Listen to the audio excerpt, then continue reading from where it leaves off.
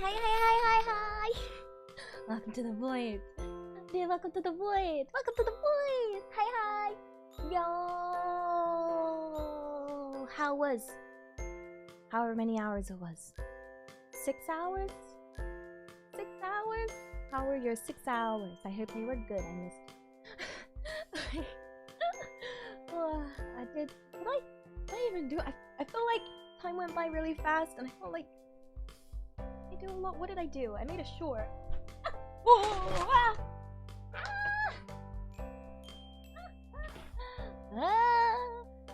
Is my volume low? Oh wait, did I set my... Everything should be back to usual. Hello. Is that better? No. I didn't turn the preamp on, did I? I was playing with my microphone. Oh! One sec.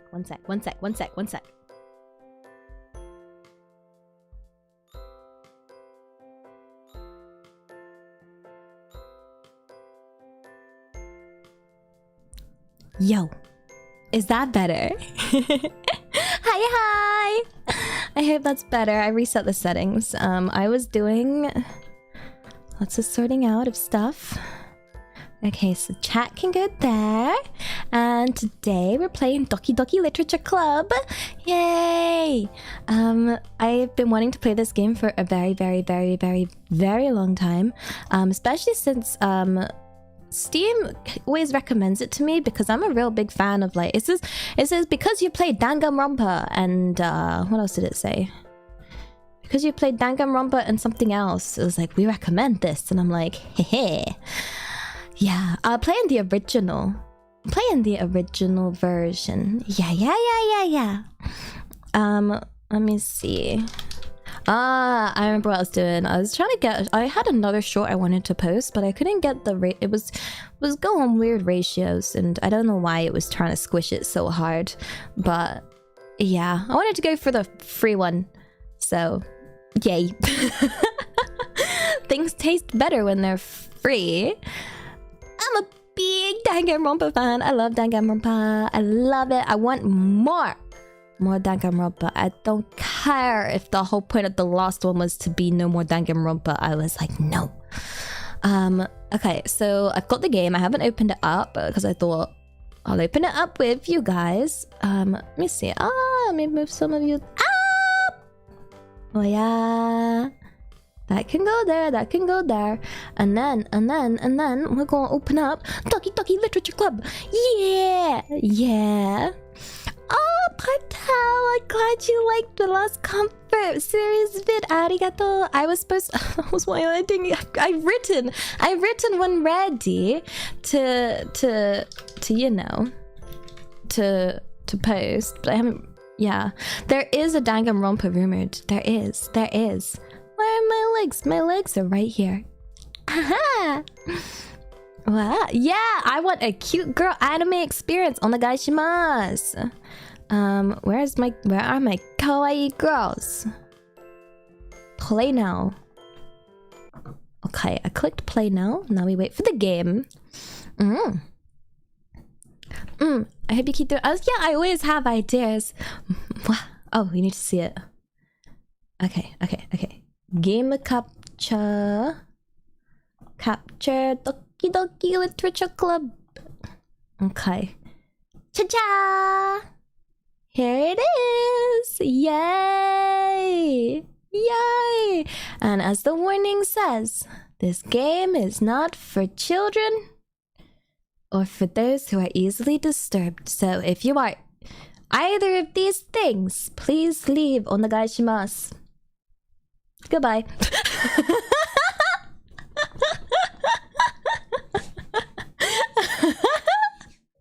What? Whoops. Okay. Oh, there's another warning. Oh no. Individuals suffering from anxiety or depression may not have a safe experience playing this game. Oh, okay. Bye-bye. Here are the warnings, okay? Here's the warnings. I guess I'm not gonna have a safe experience. It's fine. It's fine. You just need an espresso to deal with the depresso and the anxiety. Yeah. By playing Doki Doki Literature Club, you agree that you are at least 13 years of age and consent to your exposure of highly disturbing content. Highly disturbing? Can you hear the noise? Yeah. It's okay. Maybe it's to throw me off the how kawaii it is.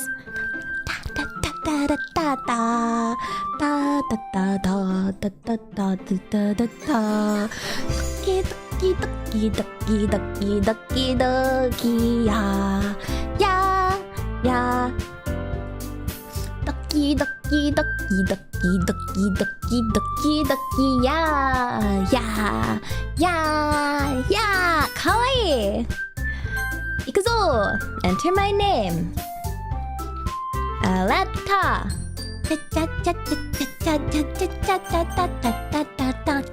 Wish I picked a different name.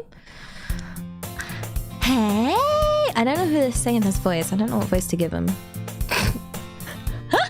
I see an annoying girl running towards me from the distance, waving her arms in the air like she's totally oblivious to any attention she might draw to herself. Oh, is the volume a bit loud? Let me turn it down a bit. There we go. There we go.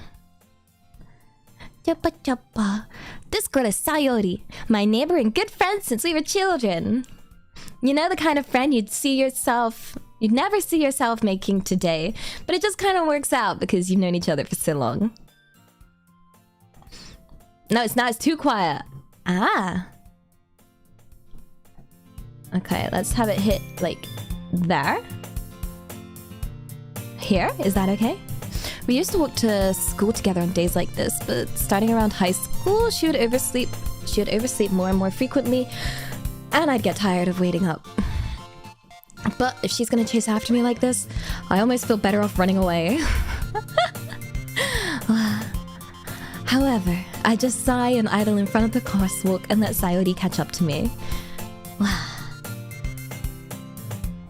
A pixel atom too loud, I got you. There you go. I overslept again! But I caught you this time. Maybe. Oh wait, this is me. maybe. But only because I decided to stop and wait for you. Hey! You say that like you were thinking about ignoring me. That's mean, Aletta. Okay, well, if people stare at you for acting weird, then I don't want them to think we're a couple or something. Fine. But you did wait for me after all. I guess you don't have it in you to be mean even if you want to. Whatever you say. Whatever you say, Sayori. We cross the street together and make our way to school. As we draw near, the streets become increasingly speckled with other students making their daily commute. By the way, Aletta, have you decided on a club to join yet? Club? I told you already. I'm not really interested in joining any clubs. I haven't been looking either. Hey, that's not true. You told me you would join a club this year. Did I? I'm sure it's possible that I did in one of our many conversations where I dismissively go along with whatever she's going on about. Sayori likes to worry a little too much about me when I'm perfectly content with just getting by on the average while spending my free time on games and anime. I was talking about how I'm worried that you won't learn how to socialize or have any skills before college. Your happiness is really important to me, you know? And I know you're happy now, but I die at the thought of you becoming a NEET in a few years because you're not used to the real world. Trust me, right? Don't make me keep worrying about you. Alright. Fine, I'll look into a few clubs if it makes you happy. No promises, though. Will you at least promise me you'll try a little? Fine, yeah, fine. I guess I'll promise that. Yay! Why do I let myself get lectured by such a carefree girl? More than that, I'm surprised I even let myself relent to her. I guess seeing her worry so much about me makes me want to ease her mind at least a little bit, even if she does exaggerate everything inside her head. Also, hi people! We're in school! The school day is as ordinary as ever, and it's over before I know it. After I pack up my things, I stare blankly at the wall looking for an ounce of motivation. Clubs. Sayori wants me to check out some clubs. I guess I have no choice but to start with the anime club. Hello? Oh, Sayori! Wait, no, I'm not supposed to. My character doesn't like her that much. Okay, Sayori must have come into the classroom while I was spacing out. I look around and realize I'm the only one left in the classroom. I thought I catch you coming out of class, but I saw you just sitting here and spacing out, so I came in. Honestly, you're even worse than me sometimes. I'm impressed. You don't. That's the thing. I'm grumpy, but I struggle doing grumpy character. Well, you don't need to wait up for me if it's going to be late. If you're going to be late to your own club. Well, I thought you might need some encouragement, so I thought, know what? Well, that you could come to my club. Sayori. Yeah? There is no way I'm going to your club. Hey, Mimi! Sayori is the vice president of the literature club. Not that I was ever aware that she had any interest in literature. In fact, I'm 99% sure she only did it because she thought it would be fun to help start a new club. Since she was the first one to show interest after the one proposed the club, she inherited the title of vice president. That said, my interest in literature is guaranteed to be even less. Yeah, I'm going to the anime club. Come on, please! Why'd you care? Why'd you care so much anyway? Well. I kinda told the club yesterday I would bring in a new member. And Natsuki made cupcakes and everything.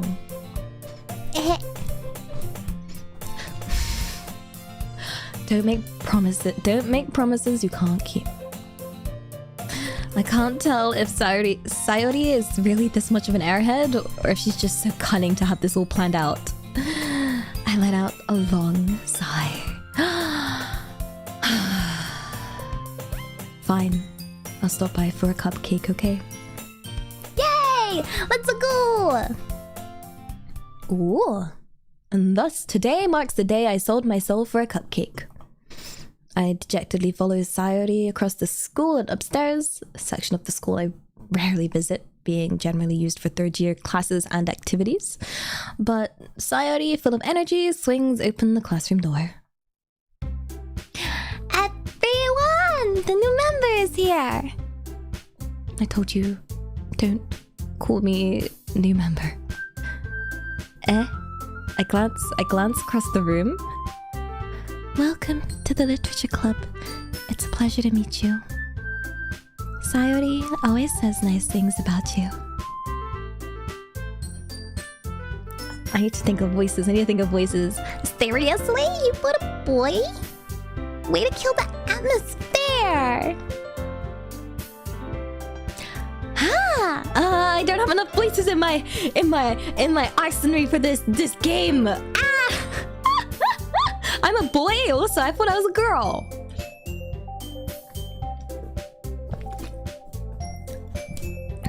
Aletta! What a nice surprise. Welcome to the club. Oh, words escape me in this situation. This club is full of incredibly cute girls. What are you looking at? If you want to say something, say it. Oh, sorry. Natsuki. The girl with the sour attitude, whose name is apparently Natsuki, is one I don't recognize. Her small figure makes me think she's probably a first year. She's also the one who made cupcakes, according to Sayori. You can just ignore her when she gets moody. Sayori says quietly into my ear and then turns back towards the other girls. Anyway, this is Natsuki, always full of energy. Sorry, this is my chair, by the way. My feet are up. And Yuri is the smartest in the club. Don't say things like that. Yuri, who appears comparably more mature and timid, seems to have a hard time keeping up with people like Sayori and Natsuki.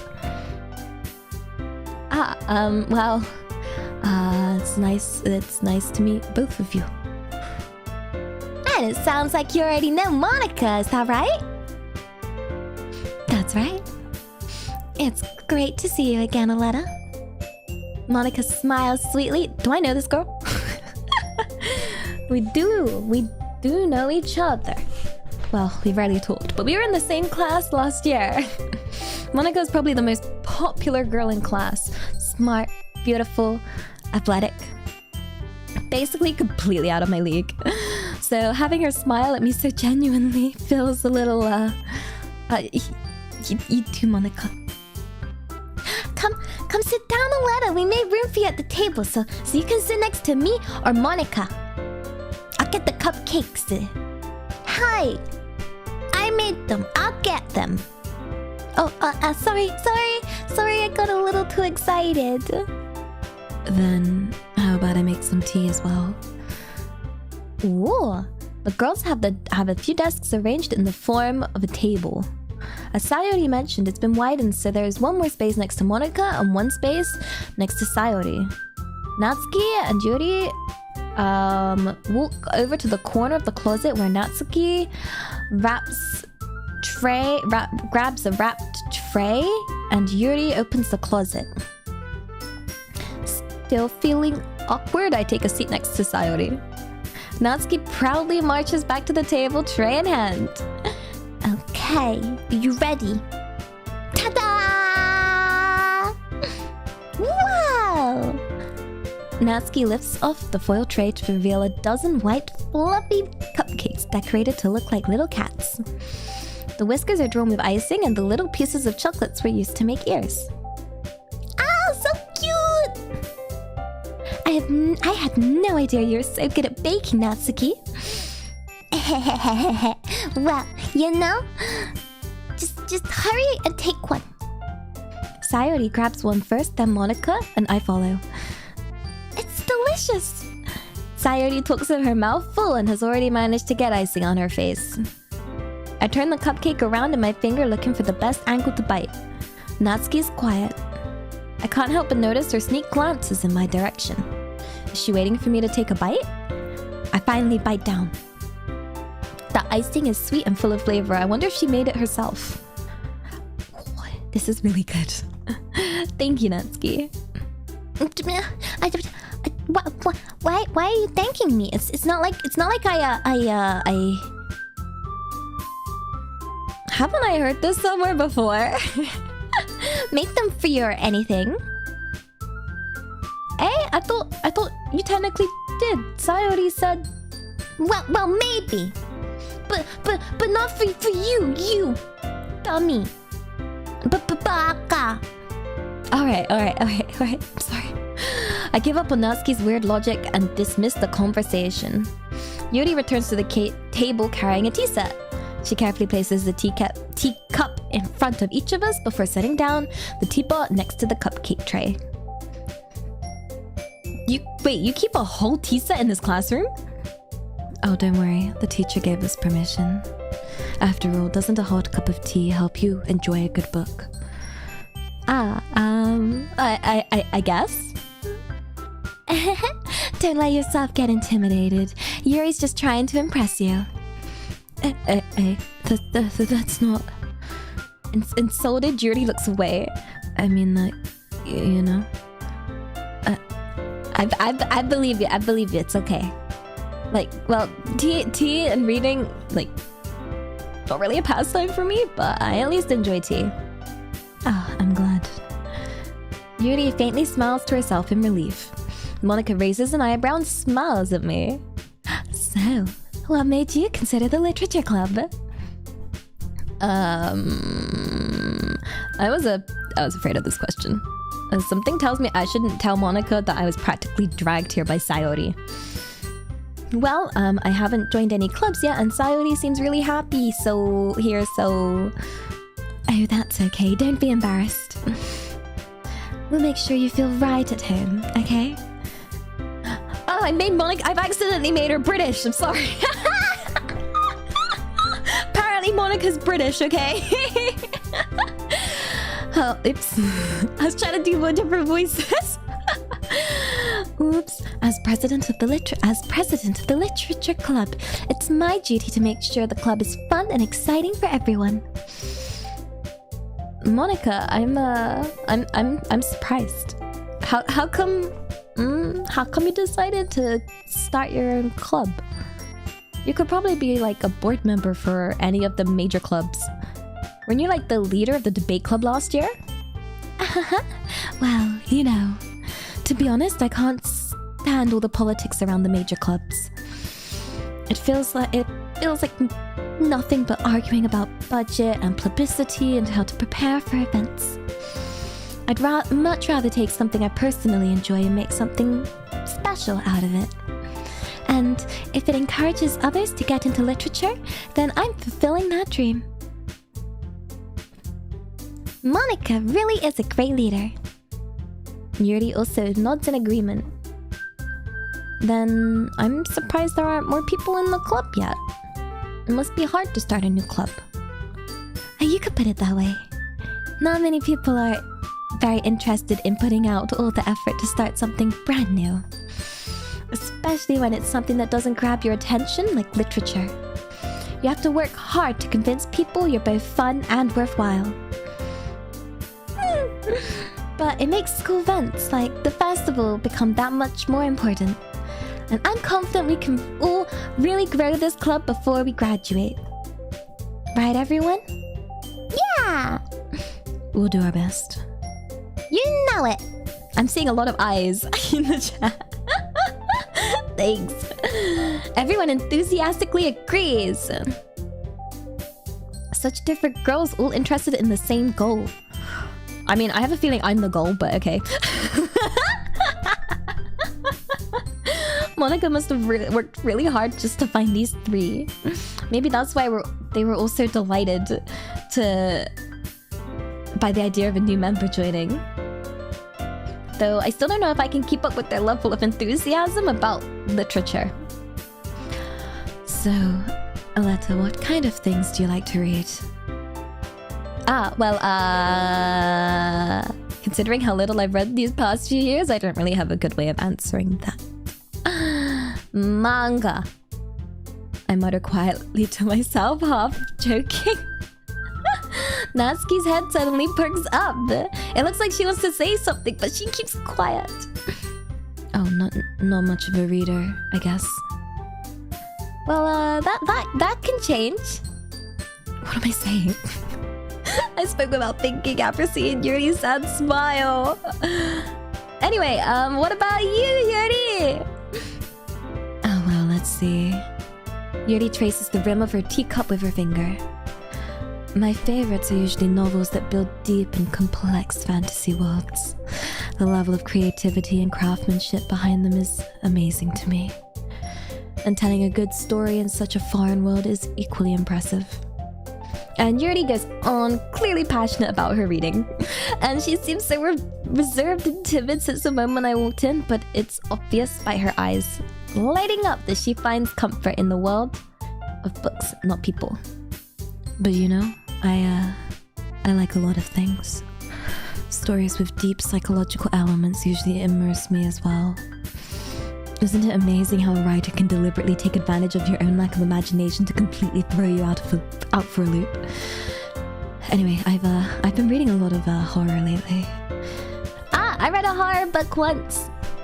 I desperately try to grasp something I can relate to at minimum level. At this rate, you already might as well be having a conversation with a rock. Really? I wouldn't have expected that, Yuri. For someone as gentle as you. I guess you could say that. But if a story makes me think or takes me to another world, then I really can't put it down. Surreal horror is often very, very successful at changing the way you look at the world, if only for a brief moment. I hate horror. Oh, why is that? Well, I just, Natsuki's eyes dart over to me for a split second. Never mind. That's right, you usually like to write about cute things, don't you, Natsuki? What? What gives you that idea? You left a scrap paper behind last club meeting. It looked like you were working on a poem called... Don't say it out loud! Give that back. Fine. Your cupcakes, your poems, everything you do is just as cute as you are. Sadie sides up behind Natsuki and puts her hand on her shoulders. I'm not cute! Natsuki, you write your own poems? Well, I guess sometimes. Why do you care? I think that's impressive. Why don't you, share them sometime? No! Natsuki averts her eyes. You wouldn't like them. Not a very confident writer yet. I understand how Natsuki feels. Sharing that level of writing takes more than just confidence. The truest form of writing is writing to oneself. You must be willing to open your readers, exposing your vulnerabilities and showing even the deepest reaches of your heart. Oh, do you have writing experience too, Yuri? Maybe if you share some of your work, you can set an example and help Natsuki feel comfortable enough to share hers. I guess it's the same for Yuri. I wanted to read everyone's poems. We all sit in silence. Okay, I have an idea, everyone. Natsuki and Yuri look quizzically at Monica. Let's all go home and write a poem of our own. And then next time we meet, we'll all share it with each other. That way, everyone is even. Yeah, let's do it! Plus, now that we have a new member, I think it will help us all get a little bit more comfortable with each other and strengthen the bond of the club. Isn't that right, Aletta? Monica smiles warmly at me once again. Hold on. There's still one problem. Hey, and what's that? Now that we're back to the original topic of me joining the club, I bluntly come forth with what's been on my mind the entire time. I never said I would join this club. Sayori may have convinced me to stop by, but I never made any decision. And I still have other clubs to look at. And I lose my train of thought. Imoto, arigatou gozaimasu! Thank you! Wow, thank you so much for reading all the dialogue. I hope I'm reading it okay for you.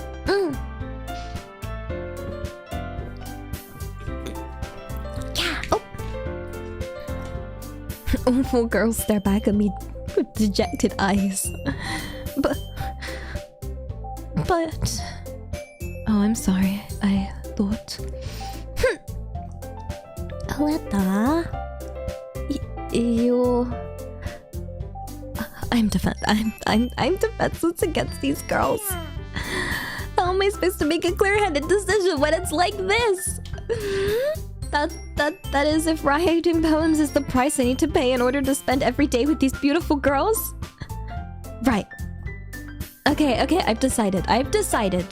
Then I'll join the literature club. One by one, the girls' eyes light up. Yes, I'm so happy! Sayori wraps her arms around me, jumping up and down. Hey. You really did scare me for a moment. And if you really just came for the cupcakes, I'd be super pissed. And that makes it official. Welcome to the literature club. thanks, I guess? Where's my willpower? Okay, everyone. I think with that, we can officially end today's meeting on a good note. Everyone remembers tonight's assignment. Write a poem to bring to the next meeting so we can all share. Monica looks over at me once more. Aletta, I look forward to seeing how you express yourself. Yeah. Can I really impress the class star Monica with my mediocre writing skills? I already feel the anxiety welling up inside me. Meanwhile, the girls continue to chit-chat as Yuri and Natsuki clean their their food. Hey, Aletta, since we're already here, do you want to walk home together? Ah, that's right. Sayori and I never walk home together anymore because she's always stayed after school for the clubs. Sure, might as well. Yay! With that, the two of us depart the club room and make our way home. The whole way, my mind wanders back and forth between the four girls. Sayori, Natsuki, Yuri, and of course Monica. Will I really be happy spending every day after school in a literature club? Perhaps I'll have the chance to grow closer to one of these girls. Ooh, which one? Alright, I just need to make the most of my circumstances. I'm sure good fortune will find me. Heck yeah, I will in this kawaii game. And I guess that starts with writing a poem. Yay, poem writing time. Oh, what shall I write? Okay. Oh, kawaii.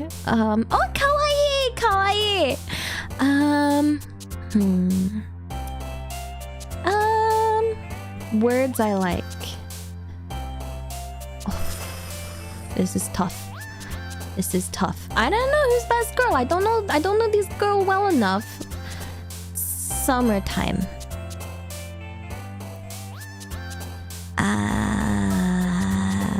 Summertime bliss.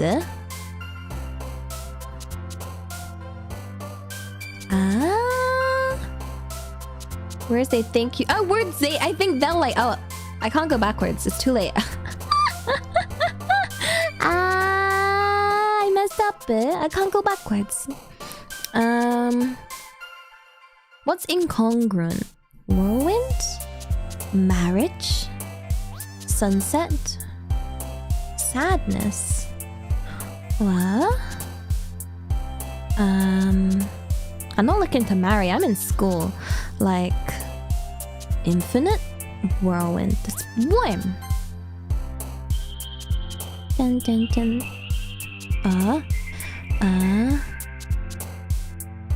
Dun dun dun dun dun dun dun dun dun dun dun dun dun dun dun. Whisper. Oh my god, trigger words. Okay. Someone's sad. Let's mix it up with some wrath. Ah, kawaii. Ambient. A rose. Cage.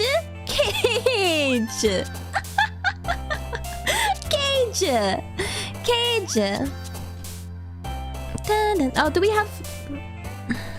have someone constantly spoiling in chat? Is that why I keep seeing eyes?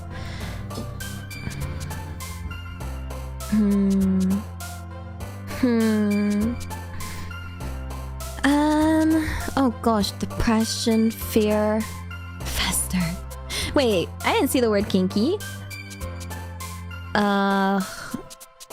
One child. I will see where my mods are. I did message my mods. I've also asked management about getting mods. So, yeah.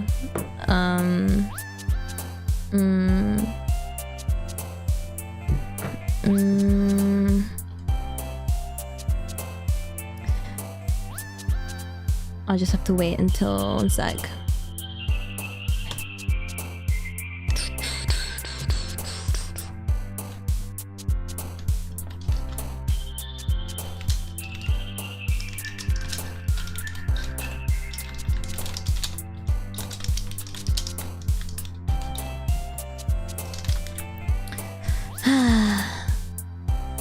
Well, thank you guys for all the eyes.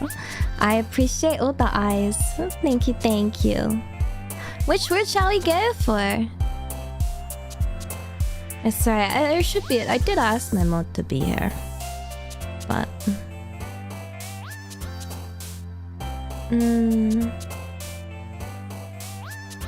You mod for... Ah, yeah, you do mod for she, don't you? Dark Star.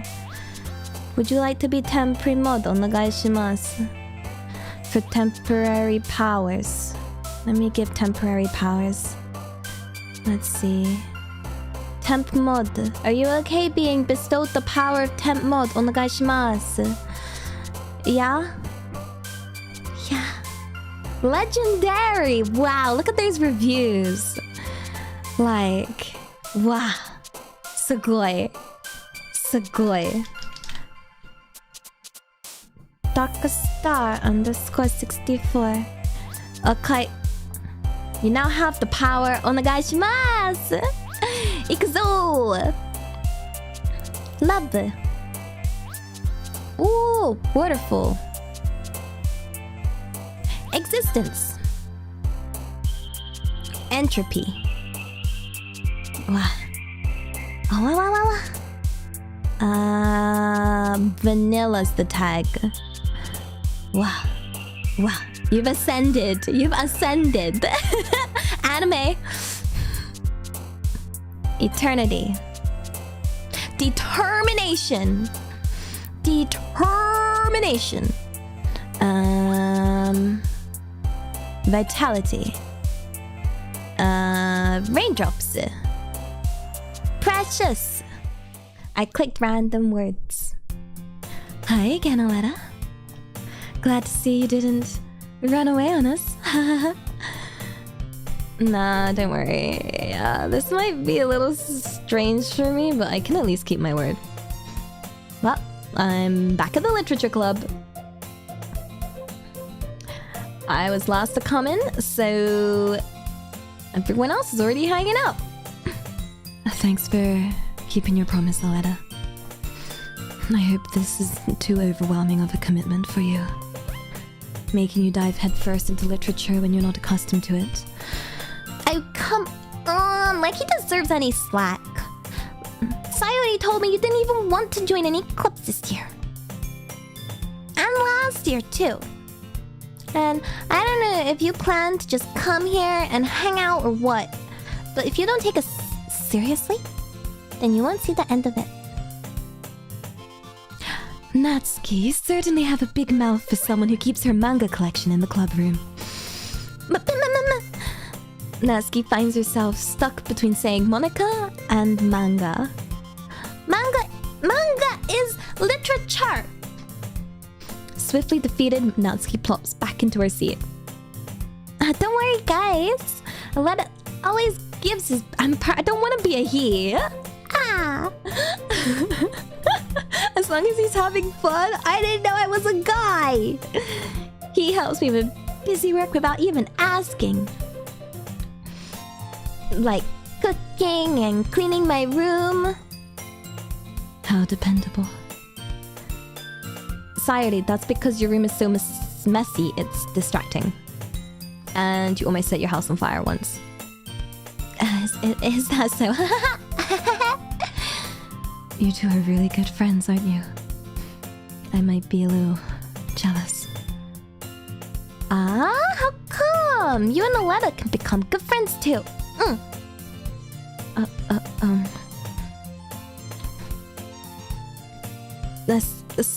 Sayori? As usual, Sayori seems oblivious to the weird situation she's put me in. Yuri even brought you something today, you know? Oh, wait, Sayori. Eh? Me? Not really. Ah, don't be shy. It's really nothing. What is it? Never mind. Sayori made it sound like a big deal when it's not. What do I do? Hey, I'm sorry, Yuri. I wasn't thinking. I guess that means it's up to me to rescue this situation. Hey, don't worry about it. First of all, I wasn't expecting anything in the first place. So, any nice gesture from you is a pleasant surprise. And it'll make me happy no matter what. Is that so? Yeah. You know, I won't make it a big deal if you don't want it to be. Alright. Well, here. Yuri reaches into her bag and pulls out a book. I didn't want you to feel left out, so I picked out a book that I thought you might enjoy. It's a short read, so it should keep your attention even if you don't usually read. And we could, you know, discuss it if you wanted. Ah, this is how is this girl accidentally being so cute? She even picked out a book she thinks I like despite me not reading much. Yuri, thank you. I'll definitely read this. Enthusiastically take the book. Whew. Well, you can read it at your own pace. I look forward to hearing what you think. Well, now that everyone is settled in, I expected Monica to kick off some of the scheduled activities. That doesn't seem to be the case. Sayori and Monica are having a very cheery conversation in the corner. And Yuri's face is already buried in a book. And I can't help but notice her intense expression, like she was waiting for this chance. Meanwhile, Natsuki is rummaging around the closet. I'm really curious to talk to Yuri a bit more. But at the same time, I'd feel bad for distracting her from reading. I catch a glimpse of the cover of her book. It looks like the same book she lent to me. More than that, she seems to be on the first few pages. Crap. I think she noticed me looking at her. And she sneaks another glance at me and our eyes meet for a split second. But that only makes her hide her face deeper in her book. I'm sorry. I was just spacing out. I muttered this, sensing I made her uncomfortable. Oh. It's fine. If I was focused, then I probably wouldn't have noticed you in the first place. But I'm just rereading a bit of this, so... that's the book you gave me, right? Mm-hmm. I wanted to reread some of it. Not for any particular reason. I'm just curious, how come you have 2 copies of the same book? Well, when I stopped at the bookstore yesterday... That's not what I meant. I mean, I just happened to buy 2 of them. I see. There's something fairly obvious here that Yuri isn't telling me, but I decide to let it go. I'll definitely start reading it soon. I'm glad to hear. Once it starts to pick up, you might have a hard time putting it down. It's a very engaging and relatable story. Ooh, is that so? What's it about anyway? Oh well. Yuri closes the book and scans her eyes over the back. The book is titled Portrait of Markov. There's an ominous-looking eye symbol on the front cover. Alright. I just wanted to make sure I don't accidentally give anything away. Basically, it's about this girl in high school who moves in with her long-lost younger sister. But as soon as she does, her life gets really strange. And she gets targeted by these people who escaped from a human experiment prison. And while her life is in danger, she needs to desperately choose who to trust. And no matter what she does, she ends up destroying her relationships and her life starts to fall apart. And that's kind of... It's kind of dark, isn't it? You already made it sound like it was gonna be a nice story, but that dark turn came from nowhere. Yuri gently giggles all of a sudden. Are you, not a fan of that sort of thing, Aletta? No. It's not that. I mean, I could definitely enjoy these kinds of stories, so don't worry. I hope so. Yeah, I totally forgot that Yuri was into those things. She's so shy and reclusive on the outside, but her mind seems to be like completely different. It's just that those kind of stories, They challenge you to look at life from a strange new perspective. When horrible things happen not just because someone wants to be evil, but because they have their own goals or their own philosophy that they believe in. Then suddenly when you relate to the protagonist, they're made out to be the naive one for letting their one-sided morals interfere with the villain's plans. I'm rambling, aren't I? Not again. I'm sorry. No, don't apologize. I haven't lost interest or anything. Oh well, I guess it's alright then. But I feel like I should let you know I have this problem. When I let things like books and writings fill my thoughts, I kind of forget to pay attention to other people. So I'm really sorry if I end up saying something strange. And please stop me if I start talking too much. That's like I really don't think you need to worry. That just means you're passionate about reading. And the least that I can do is listen. I mean, it's the literature club after all. That's true. In fact, I might as well get started reading it, right? You don't have to. What are you saying? Just a moment ago, you said you were looking forward to it. Let me just get the book. I quickly retrieved the book that I had put into my bag. Alright, it's fine if I sit here, right? I slip into the seat next to Yuri's. Yeah. Are you sure? You seem a little apprehensive. I'm sorry. It's not that I don't want you to. It's just something I'm not very used to. That is, reading in the company of someone. I see. Well, just tell me if I end up distracting you or anything. Alright. I open the book and start the prologue. I soon understand what Yuri means about reading in company. It's as if I can feel her presence over my shoulder as I read. And it's not a particularly bad thing. Maybe a little distracting, but the feeling is somewhat comfortable. And Yuri is in the corner of my eye. And I realize that she's not actually looking at her own book. I can't sober. It looks like she's reading from my book instead. So sorry. I was just Yuri, you really like apologizing, don't you? I do. I don't really mean to. Sorry. I mean... Here, this should work, right? And I slide my desk up against Yuri and then hold my book more between the two of them. I suppose so. Yuri timidly closes her own copy. And once we lean in a little bit, our shoulders are almost touching. It feels like my left arm is in the way, so instead I use my right hand to hold the book open.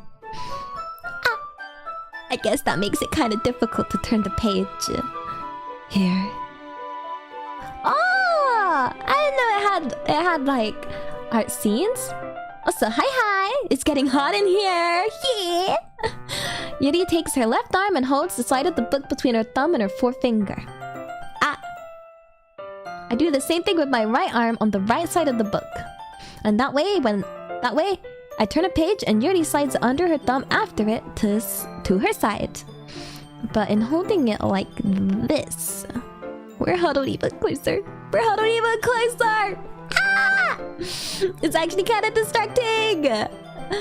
It's as if I can feel the warmth of Yuri's face. She's in the corner of my vision. She's so close. Are you ready? To turn the page. Yeah, sorry. I got a bit distracted for a second. I glanced over at Yuri's face again and our eyes meet. I don't know how I'll be able to keep up with her. That's okay. You're not used to reading, right? I don't mind being patient if it takes you a little bit longer. It's probably the least I can do. Since you've been so patient with me. Yeah. Thanks! We continue reading. Yuri no longer asks me if I'm ready to turn the page. Instead, I just assume that she finishes the page before me, so I turn it by my own volition. And we continue the first chapter in silence. Even so, turning each page almost feels like an intimate exchange. My thumb gently letting go of the page, letting it flutter over to her side so she catches it under her own thumb. Oh, dude. Dude, you down bad. Hey, Yuri. This might be a silly thought, but the main character kind of reminds me of you a little. You think so? How does she? Well, I guess she's more blunt in a lot of ways. But she also second guesses all of the things that she says and does. Like, she's afraid she'll do something wrong. It's not like I can see into your head or anything. But they're kind of reminiscent of some of your mannerisms. I see. Imagine if... Do you want to read a book with me? I want to read a book with you guys. We all know I'm down bad for chat. Yuri remained silent for a moment. But Aletta... That's probably a terrible thing to have in common with her. That's so embarrassing that you think that. Wait. I didn't mean it in a bad way. Or anything. No. Sorry, I didn't know you were self-conscious about that sort of thing. I guess I meant it's kind of cute. What are you saying all of a sudden? Okay, everyone. I think it's about time we share today's poems with each other. We might not have enough time if we wait too long. Yuri exhales, sparing from finishing her thoughts. Is it alright, Yuri? You look kind of down. I'm sorry if you haven't been looking forward to this. It's not. It's fine. Yuri releases her hand from the book, causing it to close on top of my thumb. Oh wait, why'd I do that in her voice?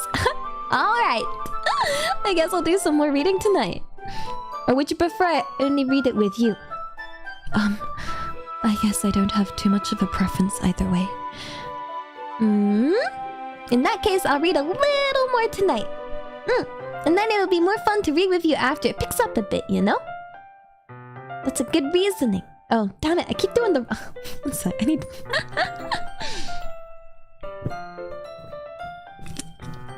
Yeah, that's a good reasoning. In that case, feel free to finish the first 2 chapters in your own time. Alright! I stand up. I make a mental note of where I left off in the book, and then I slip it back into my bag. By the way, did you remember to write a poem last night? Yeah. My relaxation ends. And I can't believe I agreed to do something so embarrassing. Poems aren't embarrassing, dude. Like, poems are wonderful. Yeah, at least she's not making you do like a poetry slam. So, yeah. I couldn't really find much inspiration since I've never done this before. Well, now that everyone's ready, why don't you find someone to share with? I can't wait! Sayori and Monica enthusiastically pull out their poems. Sayori's is on a wrinkled sheet of loose leaf torn from a spiral notebook. On the other hand, Monica wrote hers in a composition book. I can already see Monica's pristine handwriting from where I sit. Natsuki and Yuri reluctantly comply as well, reaching into their bags. I do the same myself. Oh, decisions! I guess it was Monica's idea to do this, so I think Monica should see it first. I should start with Monica. Yesterday she seemed eager to read my poem and I wanted to know I put effort in. Hi, Aletta. Having a good time so far? Yeah. Good. Glad to hear it.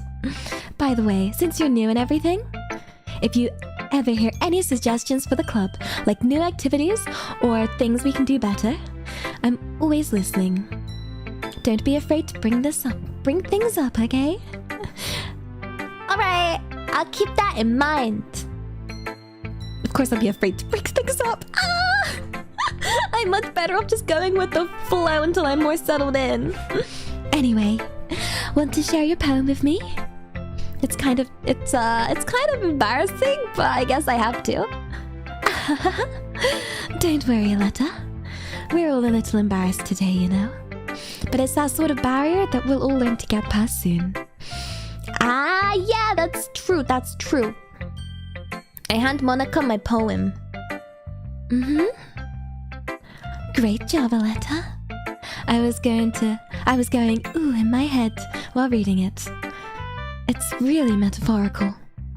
I'm not sure why, but I didn't expect you to go for something so deep. I guess I underestimated you.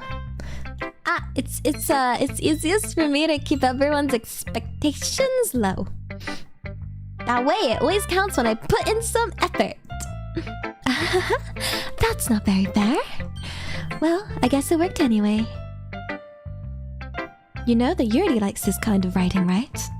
Writing that's full of imagery and symbolism. Unlike Sayori, who likes using simple and direct words to describe happiness or sadness. And Yuri likes it when the readers are left to derive their own meanings out of it. It's very challenging to write like that effectively, both allowing people to get something out of it just by feel, or letting them deeply analyze all the nuances. It can take years of practice, which I'm assuming Yuri has at this point. And I never really asked, though. I'm sure I'm nowhere near her level yet. Don't worry so much about that. You do your own thing. Just keep exploring and learn by trying new things. Yeah, I'm sure I'll end up trying lots of different things. It could take a while before I feel comfortable doing this. That's okay. I'd love to see you try new things. That's the best way to find the kind of style that suits you. Everyone else might be a little biased towards their own kinds of style, but I'll always help you find what suits you most. So don't force yourself to write the way everyone wants you to write. It's not like you have to worry about impressing them or anything.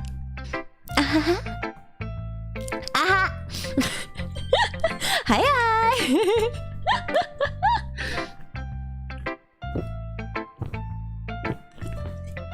Cha, kawaii. Anyway, do you want to read my poem now? Don't worry, I'm not very good. I mean, you sound pretty confident for someone who claims to not be very good. Well, that's because I have to sound confident. That doesn't mean I always feel that way, you know? I see. Well, let's read it then. Hole in the wall.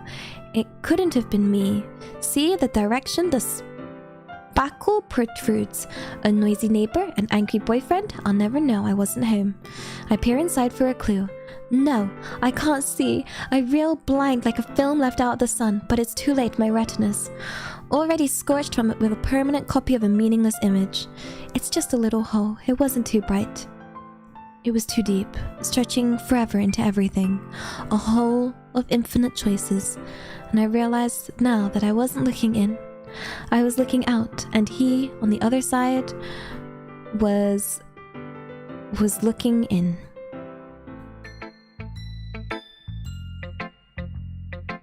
I am confuzzled. So, what do you think? It's a very free form, if that's what you call it. Sorry, I'm not really the right person to ask for feedback. It's okay.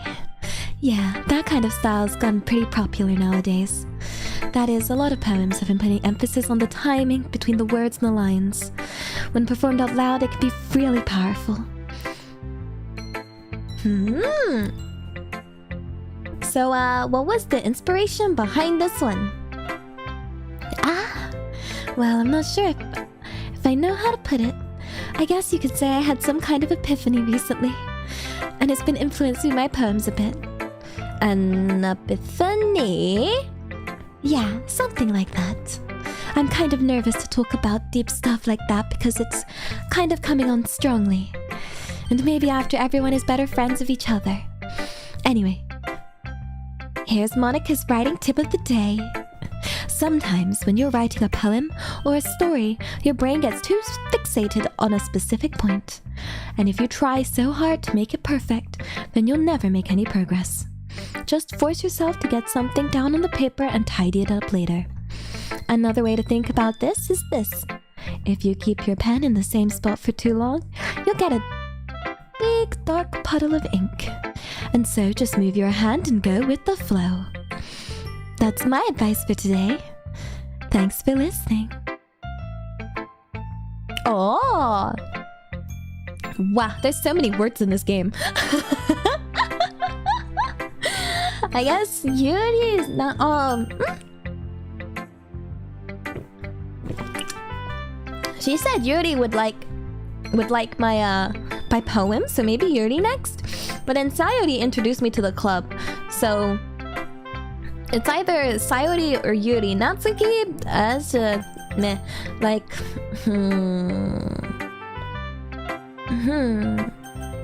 Yeah, I'm happy to read it all. As long as you're happy with me reading it all, cause I don't want to bore you guys. I guess I'll show it to Yuri. We've been connecting a little bit. As Yuri reads the poem, I noticed her eyes lighten. Exceptional. Eh? What was that? Did I say that out loud? Yuri first covers her mouth, but then ends up covering her whole face. He's going to hate me. You really didn't do anything wrong, Yuri. Eh? That's, I guess you're right. What am I getting so nervous for? Yuri takes a breath. So, what kind of writing experience do you have? Your use of imagery and metaphors indicates you've written a lot of poetry before. Really? Wow! That's a huge compliment coming from you! This is actually my first time, really. Huh? Yuri stares at me blankly, then looks at my poem again. Well, I know that. I just meant, Yuri trails off, unable to find an excuse. She traces her finger along the words on the poem as if breaking it down more thoroughly. Yeah. Okay. This is the reason I was able to tell. It's just that there are specific writing habits that are usually typical of new writers. And having been through that myself, I kind of learned to pick up on them.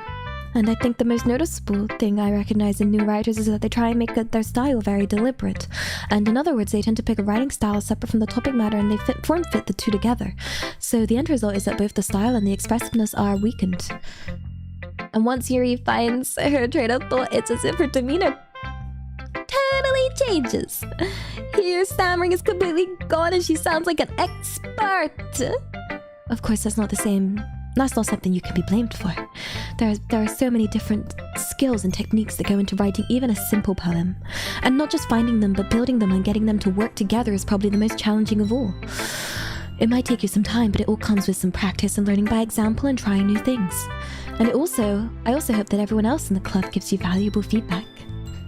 Natsuki can be a little bit biased, though. Biased? How? Well... never mind. I shouldn't be talking about other people like that. Sorry. Oh no, it's okay. It's fine. I'm not sure if Yuri is apologizing to herself, to me, or to Natsuki. Do you mind if I read your poem now? Please do. I'd love to share my thought process behind it. Yuri smiles dreamily as if that's a rare opportunity for her. Which itself is kind of funny. After all, isn't this supposed to be the literature club? Ghost under the light. The tendrils of my hair illuminate beneath the amber glow, bathing. It must be this one, the last remaining streetlight to have withstand the test of time, the last yet to be replaced by the sickening blue-green hue of the future. I bathe, calm, breathing air of the present but living in the past. The light flickers, and I flicker back. Wow! Wow, かっこいい。かっこいいです。Toku for me. Wow. Wow. Fancy. I'm sorry. I have such terrible handwriting. What? No. I wasn't thinking about that at all. But it took you a long time to read. Well, you know, I just don't read script very often. And I actually think your handwriting is pretty.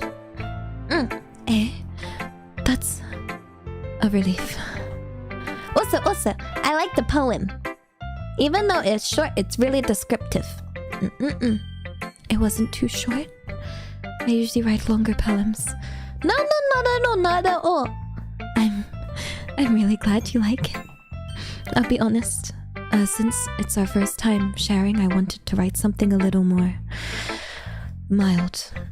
Something easy to digest, I suppose. You're into ghost yuri. Actually, this story isn't about a ghost at all, Aletta. Oh, really? I must have totally missed the point. Well, I suppose you did only glance over it after all. But remember, the poets often express their own thoughts and feelings and experiences in their work. They usually do more than tell a simple story or paint a picture. In this case, perhaps the subject of the poem is only being symbolically compared to a ghost, lingering in her last remaining place of comfort, unable to let go of the past, and soon to be left with nothing. That's a lot more solemn in putting it that way. I hadn't even thought of that. Impressive. That's impressive. It's nothing really. Yours was impressive too, so... Nah. If anything, I could probably learn a thing or two from you. You think so? Yeah, of course. You know, I was really nervous about doing all this, and but in the end, I enjoyed it. So I'm gonna keep doing my best for you, Aletta. Me too. Who's next? Sayori. This is a good poem, Aletta. Are you sure it's your first time? Of course. It's not that good. Am I the kind of guy who'd be writing poems in his spare time? What kind of guy? What do you mean, what kind of guy? You can't put the guys in types. I guess you're right. But that's why it impressed me. Well, to be honest, I was afraid you wouldn't do it seriously, or that you wouldn't write one at all. But I'm really happy you just wrote I'm really happy just that you wrote one. It reminds me of how you're really a part of the club now. Not to mention the fact I'm, you know, standing in front of you in the classroom. Well, of course. I'm not really into it yet, but that doesn't mean I'll break my promise. See? It's like I said before, Aletta. Deep down, you're not selfish at all, you know? Trying new things like this for other people, that's something only really good people do. Thanks, Sayori. I'm not sure if Sayori sees the full picture of my motive here. And then again, I can't deny she's part of the reason I joined. Knowing how much this means to her and all. Yeah! And I'm gonna make sure you have lots of fun here, okay? That would be my way of thanking you. Alright, I'm gonna hold you to that then. Yay! Now you read my poem too, right? Don't worry, I'm really bad at this. We'll see about that. Dear sunshine, the way you glow through my vines in the morning, it makes me feel like you missed me. Kissing my forehead to help me out of bed, making you rub the sleepy from my eyes. Are you asking me to come out and play? Are you trusting me to wish away a rainy day? I look above, the sky is blue. It's a secret, but I trust you too. If it wasn't for you, I could sleep forever. But I'm not mad. I want breakfast. Oh, Sayori. This is just a guess, but did you wait until this morning to write this? No! Just a little bit. You can't answer like just a little bit to a yes or no question. I forgot to do it last night. Well, at least that makes me feel better about myself. Don't be mean. I still tried my best. Yeah. I didn't mean to say it was a bad poem.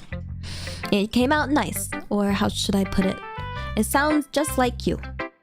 Really? Yeah. Especially the last line. I made eggs and toast. Even though you were late to school? It's bad to skip breakfast. And I get all cranky.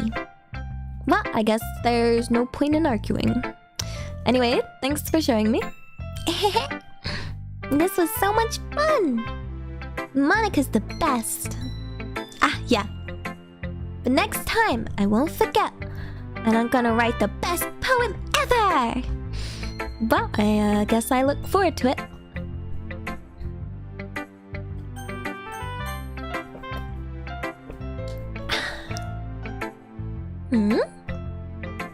Well, it's about what I expected from someone like you. That's a little blunt. Well, excuse me. It's not like I said it was bad. It just didn't evoke any emotions. So basically it wasn't cute enough for your taste? Do you want to get smacked?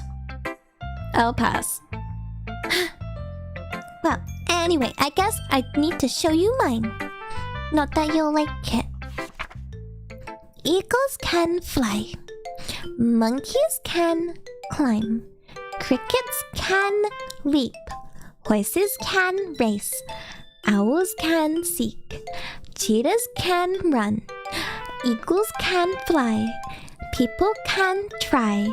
But that's about it. Yeah. I told you weren't gonna like it. No, I liked it. What? Just be honest. I am. Why are you so convinced I wouldn't like it? Well, because everyone in high school thinks that writing has to be all like sophisticated and stuff. So people don't even take my writing seriously. But isn't the point of poems like for people to express themselves? Your writing style wouldn't make your message any less valid. Hi Nami! Hi! Hello, how was your stream? Yeah. Hi. Hiya! Welcome! Hi. I am Nami's Kohai, a little sky. Hi. We're playing Doki Doki Literature Club. It's our first blind playthrough. So yeah, we have Dark Star Mode here. 10 out of 10 received many recommendations. We have a notice at the top. Please read the pinned comment. Onegaishimasu. So far, not much has happened. I've just joined the literature club and we've been reading poems. So, no spoilers. Oh, good so far.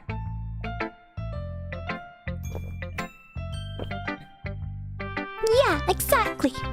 I like it when it's easy to read, but it hits you hard. Like in this poem, seeing everyone around you doing great things can be really disheartening. So I decided to write about it. I understand. But the other nice thing about simple writing is that it puts more weight on the wordplay. Like I set up the rhyme at the end, but then made it full flat on purpose. And it helps bring out the feeling in the last line. So you did. I guess more went into it than I realized. That's what it means to be a pro. I'm glad you learned something. Didn't expect that from the youngest one here, did you? Yeah, I guess not. I decided to humor her with that last comment. I don't really care how old everyone is. But if Natsuki's feeling proud, then I won't take that away from her. Phew. I guess that's everyone. I glance around the room and that was a little more stressful than I anticipated. It's as if everyone's judging me for my mediocre writing abilities. Even if they're just being nice, there's no way my poem this can stand up to theirs. This is a literature club after all. I sigh. I guess that's what I ended up getting myself into. Across the room, Sayori and Monika are happily chatting, and my eyes land on Yuri and Natsuki. They gingerly exchange sheets of paper sharing their respective poems, and as they read in tandem, I watch their expressions change. Natsuki's eyebrows furrow in frustration. Meanwhile, Yuri smiles sadly. What's with this language? Did you say something? Oh, it's nothing. Natsuki dismissively returns the poem to the desk with one hand. And I guess you could say it's fancy. Thanks. Yours is cute. Cute? Did you completely miss the symbolism or something? It's clearly about the feeling of giving up. How can that be cute? I know that. I just meant the language, I guess. I was trying to say something nice. Hey! You mean you have to try that hard to come up with something nice to say? Thanks, but it really didn't come out nice at all. Well, I do have a couple of suggestions. If I was looking for suggestions, I would have asked someone who actually liked it. Which people did, by the way. Sayori liked it, and Aletta did too. So based on that, I'll gladly give you some suggestions of my own. First of all... Excuse me. I appreciate the offer, but I've spent a long time establishing my writing style, and I don't expect it to change anytime soon, unless of course I come across anything particularly inspiring, which I haven't yet. And Aletta liked my poem too, you know? He even told me he was impressed by it. Natsuki suddenly stands up. Oh? Well, I didn't realize you were so invested in trying to impress our new member, Yuri. That's not what... You're just... Yuri stands up as well. Maybe you're just jealous that Aletta appreciates my advice more than he appreciated yours. Huh? And how'd you know he didn't appreciate my advice more? Are you that full of yourself? No, if I was full of myself, I would deliberately go out of my way to make everything I do overly cutesy.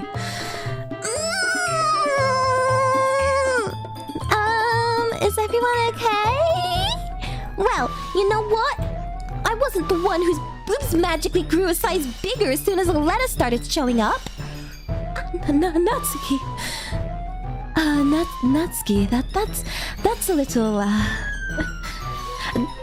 I can't do two voices at the same time. This doesn't involve you. This doesn't involve you. I don't like fighting guys. Suddenly, both girls turned towards me as if they just noticed I was standing there. Aletta, she's just trying to make me look bad. That's not true. She started it. And if she could get over herself and learn to appreciate that simple writing is more effective, then this wouldn't have happened in the first place. And what's the point of making all your poems so convoluted for no reason? The meaning should jump out to the reader, not force them to have to figure it out. And help me explain that to her, Aletta. Wait. There's a reason we have so many deep and expressive words in our language. Like, it's the only way to convey complex feelings and meaning the most effectively. Avoiding them is not only unnecessarily limiting yourself, but it's also a waste. You understand that, right, Aletta? Well... How did I get dragged into this in the first place? It's not like I know anything about writing. But whoever I'm agreeing with, they'll probably think more highly of me. Okay, so... Natsuki with a chair. I guess I could go for Yuri's side here. I think we're going for the Yuri route this time. I mean, there doesn't seem to be a Monica option. So... shall we just run with Yuri today? Yeah! Yuri route!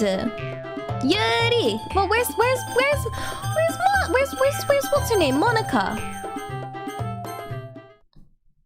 Natsuki... You're right that I liked your poem? Say! Wait, that's not an excuse for you to be so mean. Like, you shouldn't just pick a fight because someone's opinion is different. Well, that's not what happened at all. Yuri wouldn't even take my poem seriously. I understand. Yuri? You're a seriously talented writer. And it's no secret that I was impressed. Well, that's... But here's the thing. No matter how simple or refined someone's writing style is, they're still putting feelings into it and it becomes something really personal. That's why Natsuki felt threatened when you said her poem was cute. I see. I didn't notice that I'm sorry. But Natsuki, you took it way too far. Yuri means well, and if you just told her how you felt, then this wouldn't have happened in the first place. Are you kidding me? That's exactly what I did. It was her that... Natsuki, I think that's enough. You both said some things that you didn't mean. And Yuri apologized, don't you think you should too? Natsuki clenches her fists. In the end, nobody has taken her side. And she's trapped at this point, being defiant only because she can't handle the pressure. And I end up feeling bad for her. Sometimes when I'm hurt, it helps to take a walk and clear my head. Sayori, she doesn't need to... You know what? I'm gonna do that. It'll spare me from having to look at all your faces right now. And without warning, Natsuki snatches up her own poem from the desk and storms out. On her way out, she crumples the poem in her hand and throws... Oh! Natsuki... she really didn't need to do that. I look across the room, and Yuri has her chin buried in her hands while she stares down at her desk. I gingerly approach her and sit in an adjacent chair.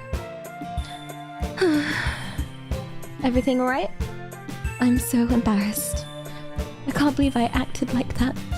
You probably hate me now. No, Yuri! How could anyone not have gotten frustrated after being treated like that? You handled it as well as anyone could. I don't think any less of you. Well, alright, I believe you. Thanks, Aletta. You're too kind. I'm thankful to have you part of this club now. It's nothing. One more thing. The thing that Natsuki said, about, I would never do anything so, shameful. So... What's the thing that Natsuki said? Well, never mind that. I'm going to make some tea. Good idea. Make enough for more than one person, okay? Yeah. Ooh. Okay, everyone. It's just about time for us to leave. How did you all feel about sharing poems? It was a lot of fun. Well, I'd say it was worth it. It was alright. Well, mostly. Aletta, how about you? Yeah, I'd say the same. It was a neat thing to talk about with everyone. Awesome. In that case, we'll do the same thing tomorrow. And maybe you learned something from your friends too. So your poems will turn out even better. I think to myself, I did learn a little more about the kinds of poems that everyone likes. With any luck, that means I can do a better job impressing those that I want to impress. And I nod myself with some newfound determination. Aletta! Ready to walk home? Sure, let's go. Sayori beams at me. It truly has been a while since Sayori and I have spent this much time together. And I can't really say I'm not enjoying it either. Sayori, about what happened earlier. What do you mean? You know, between Yuri and Natsuki. Does that kind of thing happen often? Oh, no. It's really the first time I've ever seen them fight like that. And I promise they're both wonderful people. You don't hate them, do you? Oh, no. I don't hate them. I just wanted your opinion, that's all. And I can see why they'd make good friends with you. Phew. You know, Aletta, it's nice that I get to spend time with you in the club. But I think seeing you get along with everyone is what makes me happiest. And I think everyone really likes you too. That's every day is gonna be so much fun. Looks like Sayori still hasn't caught onto the kind of situation I'm in. Sure, being friends with everyone is nice, but does it really need to stop there? We'll just have to see what the future holds, Sayori. I pat Sayori on the shoulder. I said that more to myself than to her, but it's easy to use Sayori as an internal monologue sometimes. Okay. Yeah, let's do this. I'm good, Coco. How are you? Okay.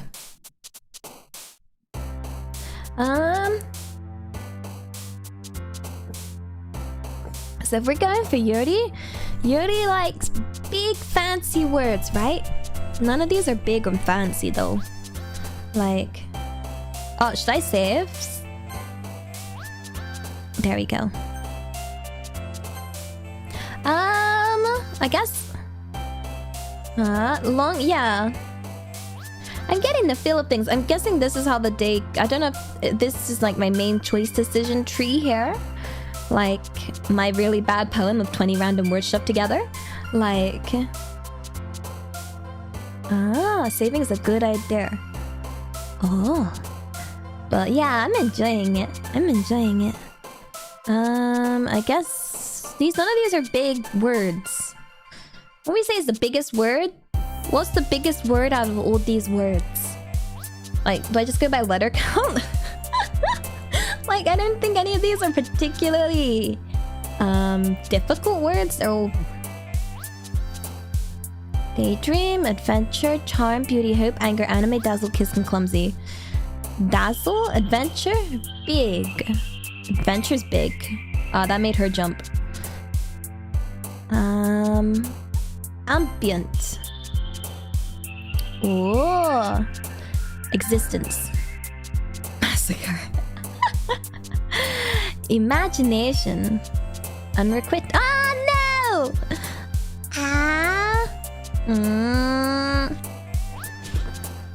What about I messed up. Yuri's more serious, so if we're going for like agonizing. Effulgent. Contamination. Variance.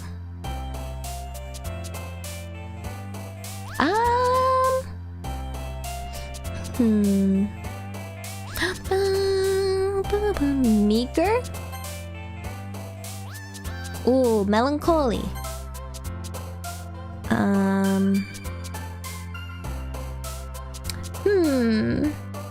Oh, effulgent means radiant. Oh, thank you. I was like, I don't know that word. I'll click it. Sensation. Determination. Incongruent. Extraordinary. No! Gotta stop picking the long words.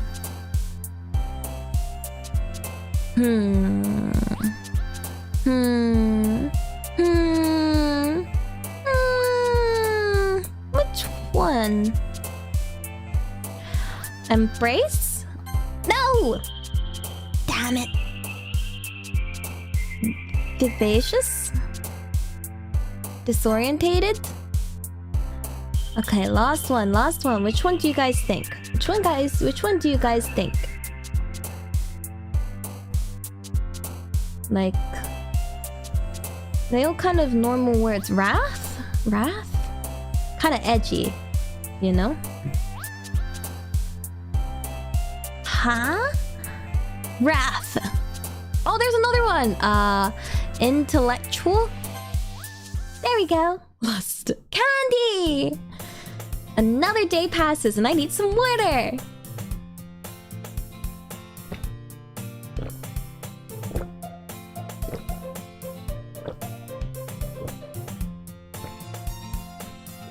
I'm so sorry for the drinking ASMR. I think the microphone's pointed at my throat. Whoops.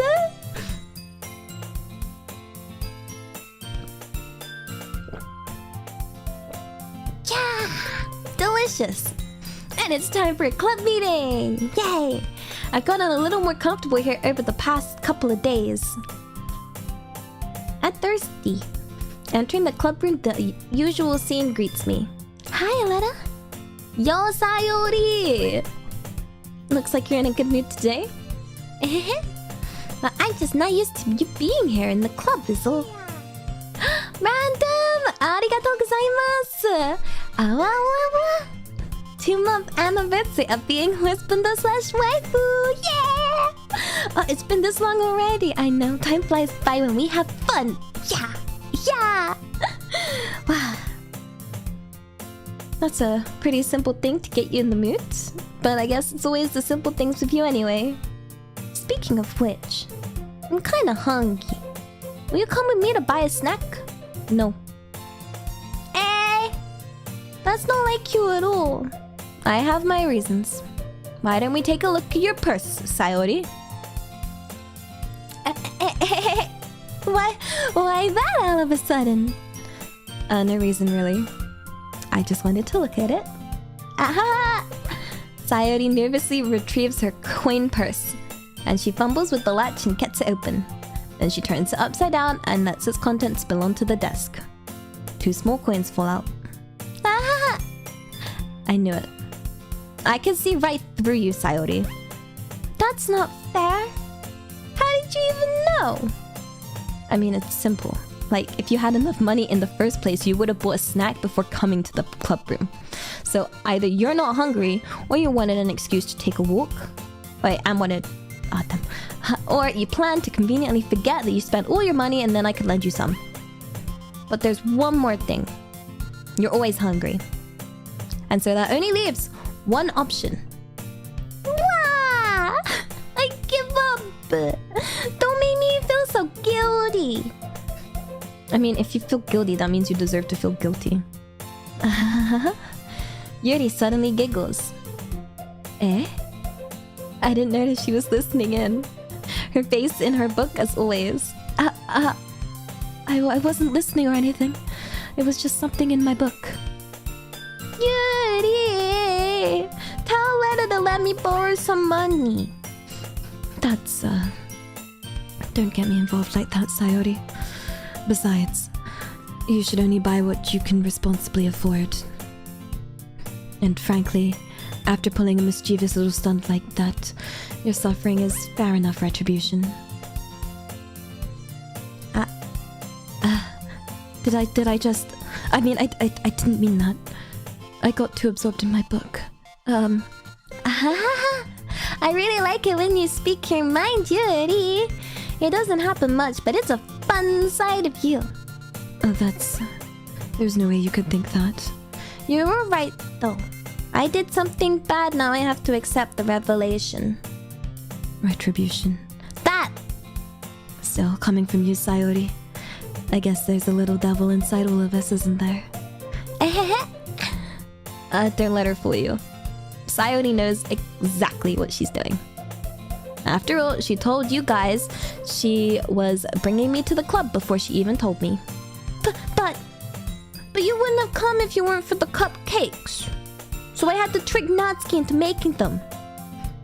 Come on, give me a little more credit than that, Sayori. Yeah! Out of nowhere, something smacks Sayori in the face and tumbles onto the desk. Ow! What was... a cookie! Sure enough, it's a giant cookie wrapped in plastic. Arigato, Random Tristan! I'm so glad to see you play this Monica best girl. I will try and get Monica, but she's not coming up as an option for some reason. Sayori glances around. Is this a miracle? It's because I paid my restitution! Retribution. Actually, that one almost worked.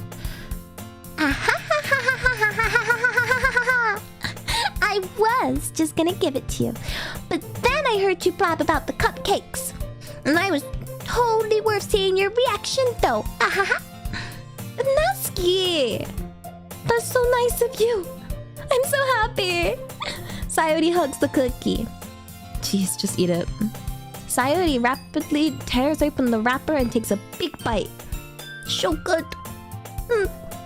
Sayori suddenly clasps her hands over her mouth. I bit my tongue. You're going through a lot over just one cookie. Natsuki takes a bite of her own cookie. Ah, yours looks really good too, Natsuki. Can I try it? More cheese. Beggars can't be choosers. But yours is chocolate. Yeah? And why'd you think I gave you that one? Fine.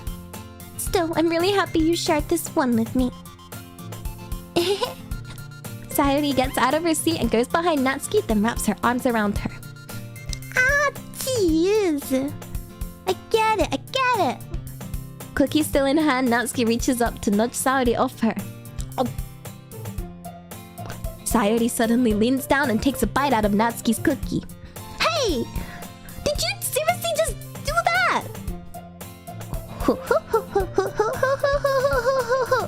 Mouthful, Sayori trots away to safety. Yuri and I laugh as well. Jeez! You're such a kid sometimes! Monica! Can you tell Sayori? Natsuki glances around. Monica isn't in the club room. Where's Monica anyway? Oh, good question. Have any of you heard anything about her being late today? Not me. Yeah, I haven't either. That's a bit unusual. I hope she's okay. Of course she's okay. Like, she probably just had something to do today. Like, she's pretty popular after all. Eh? You don't think she has a... I wouldn't be surprised. She's probably more desirable than all of us combined. That's true. Excuse me? Suddenly the door swings open. Sorry, I'm super sorry. There you are. I didn't mean to be late. I hope you guys weren't worried or anything. Eh? Monica chose the club over her boyfriend after all. You're so strong-willed. Boyfriend? What on earth are you talking about? Monica quizzically glances at me. Never mind that. Well, what held you up anyway? Well, my last period today was study hall, and to be honest, I just kind of lost track of time. That makes no sense though. Like, you would have heard the bell ring at least. I must not have heard it since I was practicing piano. Piano? I wasn't aware you played music as well, Monica. I don't really, I kind of just started recently. I've always wanted to learn piano. That's so cool! You should play sometime for us, Monica. Oh, that's... Monica looks at me. Maybe once I get a little better, I will. Yay! That sounds cool. I'd also look forward to it. Oh, is that so? In that case, I won't let you down, Aletta. Monica smiles sweetly. I didn't mean to put any, pressure on you or anything like that. Don't worry. I've been practicing a whole lot recently. And I'd really love the chance to share once I'm ready. I see. Well, in that case, best of luck. You did not hear my stomach. You did not hear my stomach?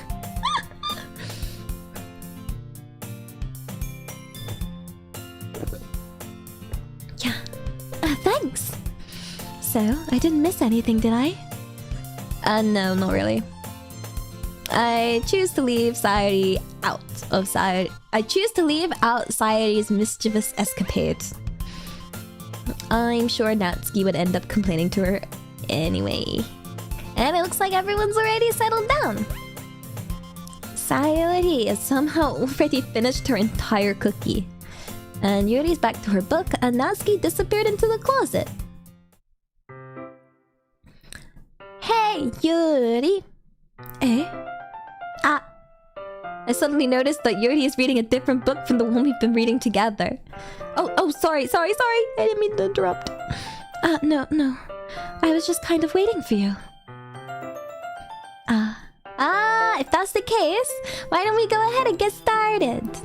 Yes, let's. Actually, I have a request. Do you mind if I make some tea first? No, not at all. I'm British. Give me the tea. Thanks very much. If there's one thing that can make my reading time here any better, it's a nice cup of tea. Not to mention for yourself as well. Yuri stands up and makes her way to the closet. And I follow and watch as she retrieves a small white pitcher from the shelf with the kind of filter inside. Can you hold this for a second? Sure.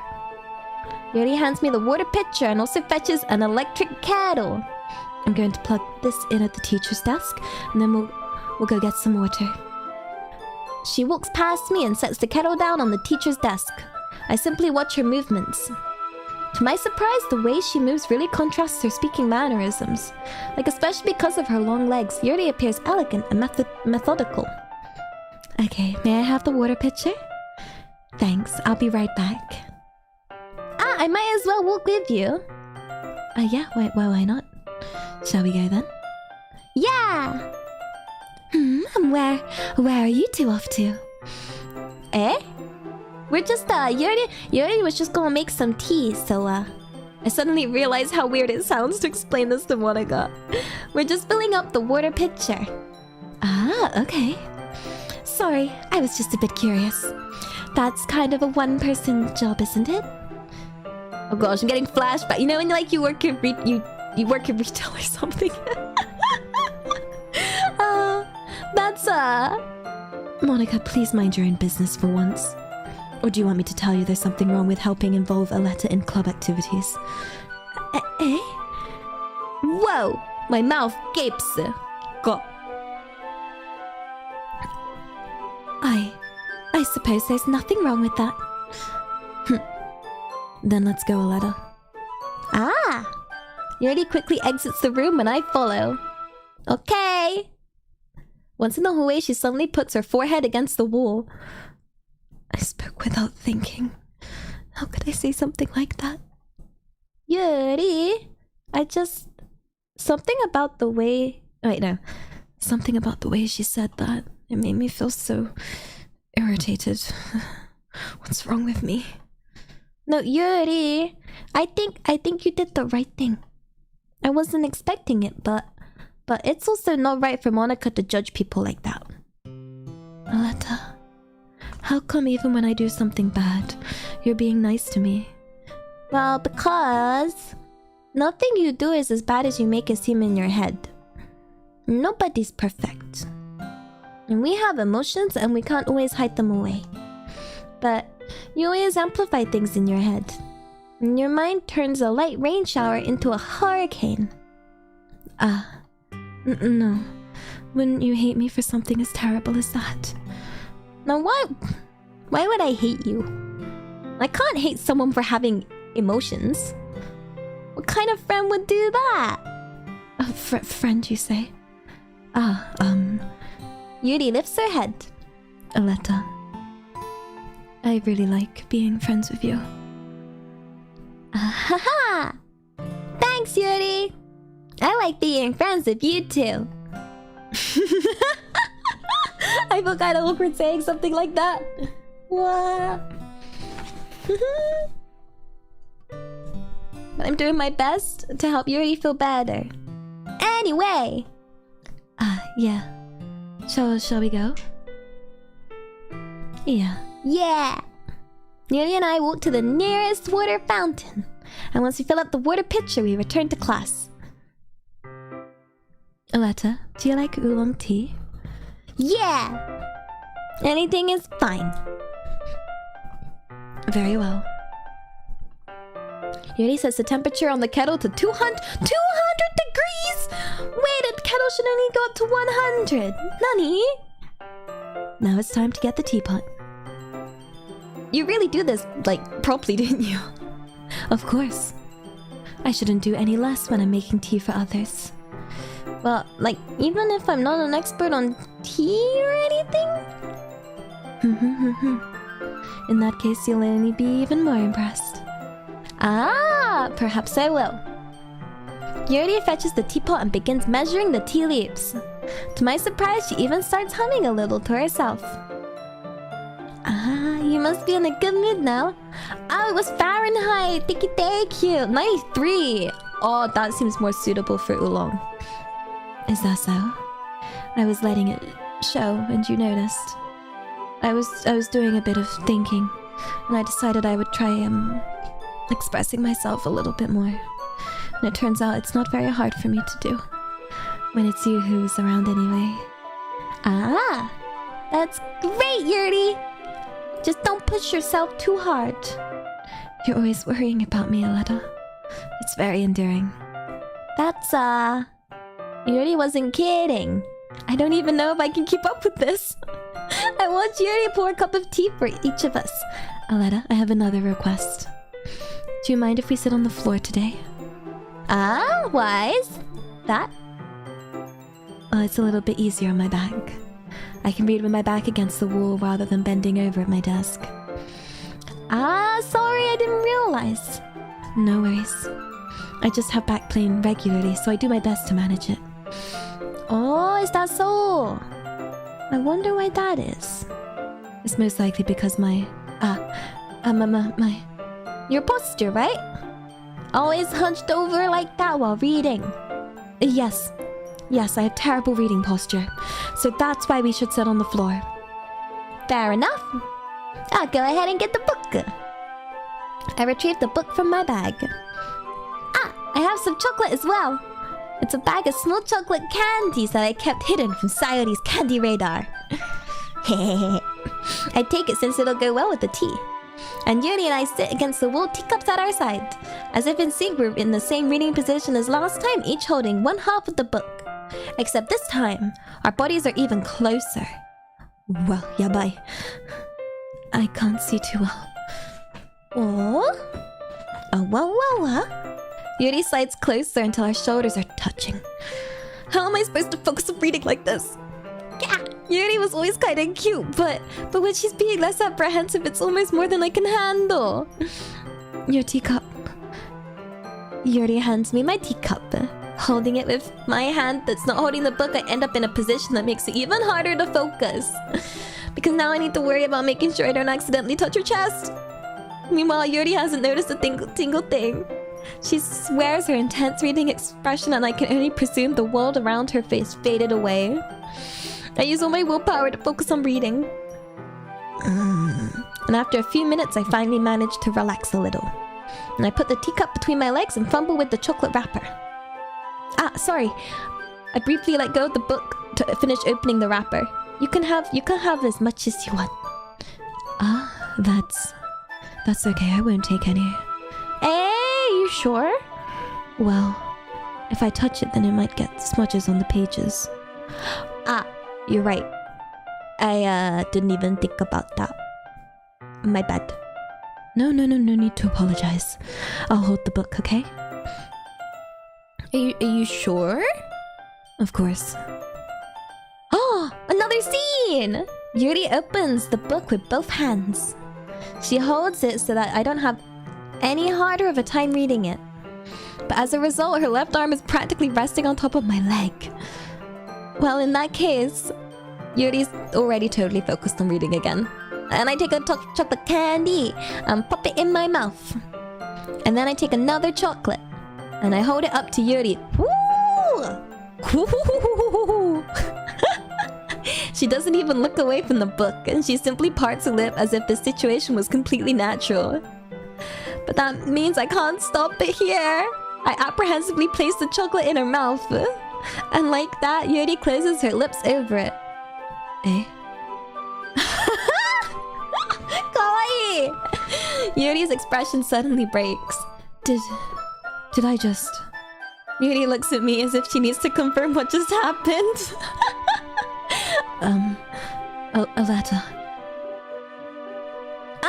So sorry. I guess I shouldn't have done that. That's... Well, you were just helping. And that's something that friends do. Right? I mean...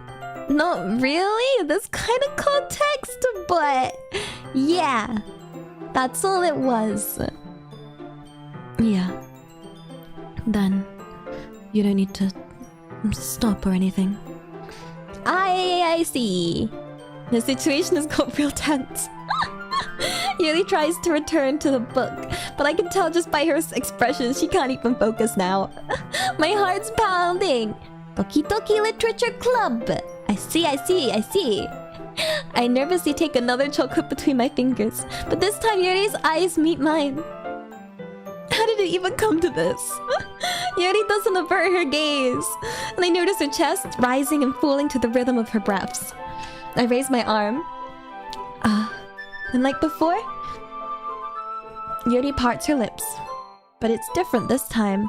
I take the chocolate and place it in her mouth, and I feel her hot breath on my fingers. Wow. Okay, everyone. What? Yuri jolts back. It's time to share poems. Alata, you can help Yuri put away the tea stuff, right? Yeah, of course. Okay, thanks. The spell is abruptly broken. Oh, I'll take care of the cups. Yeah. Yuri picks up the teacups from the floor, and I pick up the bag of chocolates. In the end, we hastily clean up without so much as a word between us. I get the feeling that neither of us will have the courage to bring this up. I mean, we're basically just flirting in front of everybody, right? We're just flirting the heck out of this place. Well, gotta show it to Club President Monica. Hi again, Aletta. How's the writing going? It's alright, I guess. I'll take that. As long as it's not going bad. I'm happy that you're applying yourself. And maybe soon you'll come up with a masterpiece. I wouldn't count on that. You never know. Want to share what you wrote for today? Sure, here you go. I give my poem to Monica. Oh, I need to grab more water. I ran out, and I definitely need water for this stream with this much talking. So let me put up a BRB screen. Is it this one? Nope. This one. Oh wait, we don't want to cover up Monica's face. There we go. I'll be 2 seconds, okay? I just need water, and I need to go pee. So I need to pee and then get water. You didn't need to know that. I'm having an idle meeting, I said. Yes.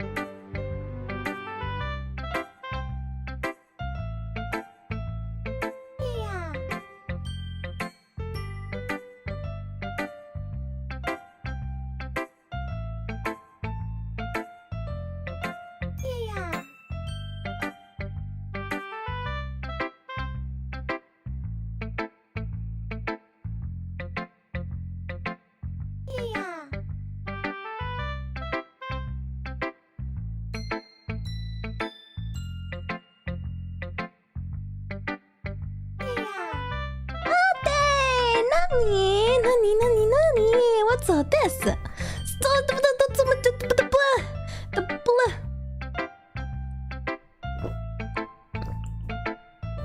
What's with all the blue? Hey! Let me do my thank yous. Ah. Don't crash. Mate. I scroll up. Arigato, Shang. Arigato, Adam. Arigato, Deepa. Thank you. Arigato, Lava Guardian. Arigato, Absolute Link. Arigato, Dark Star Supermod. And arigato, Brian. And arigato, Ranter Tristan. And arigato, Adam First Man. Thank you. Thank you. Wow. I have enough ocean waves of blue to be hydrated. Yeah. Okay, back to our girl Monica. I hope I didn't miss anything. What?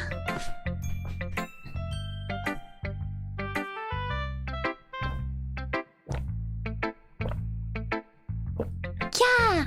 Okay, I give my poem to Monica. Hopefully she likes my 20 random words. Alright.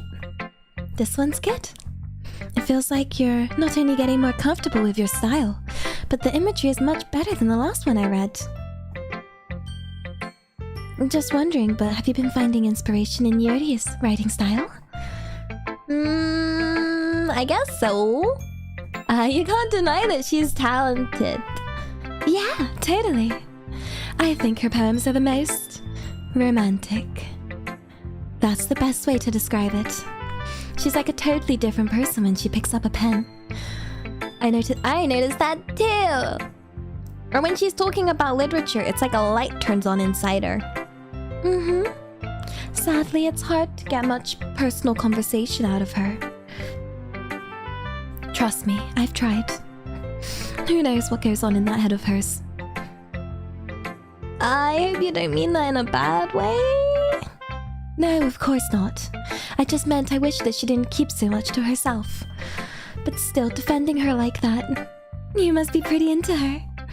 Eh? No, you completely misunderstood. Calm down, I'm kidding. Besides, I'm pretty sure she's already got a boyfriend. Wait, really? Yeah, a fictional one anyway. Monica kind of whispers that last part to me. It's just a hunch, but... Well, there's not really anything wrong with that. Oh, well, I know. I was just saying. But anyway, you want to read my poem now. I like the way this one turned out, so I hope you do too. Alright, let's take a look. Oh, okay. Save me. The colors, they won't stop. Bright, beautiful colors. Flashing, expanding, piercing, red, green, blue, and endless... Cacophony of meaningless noise. The noise, it won't stop. Violent, grating, waveform, squeaking, screeching, piercing, sine, cosine, tangent, like the chalkboard on a turntable, like playing a vinyl on a pizza crust. An endless poem of meaningless. Load me. Load me? Load me. That seems like a weird... ending? Load. Me.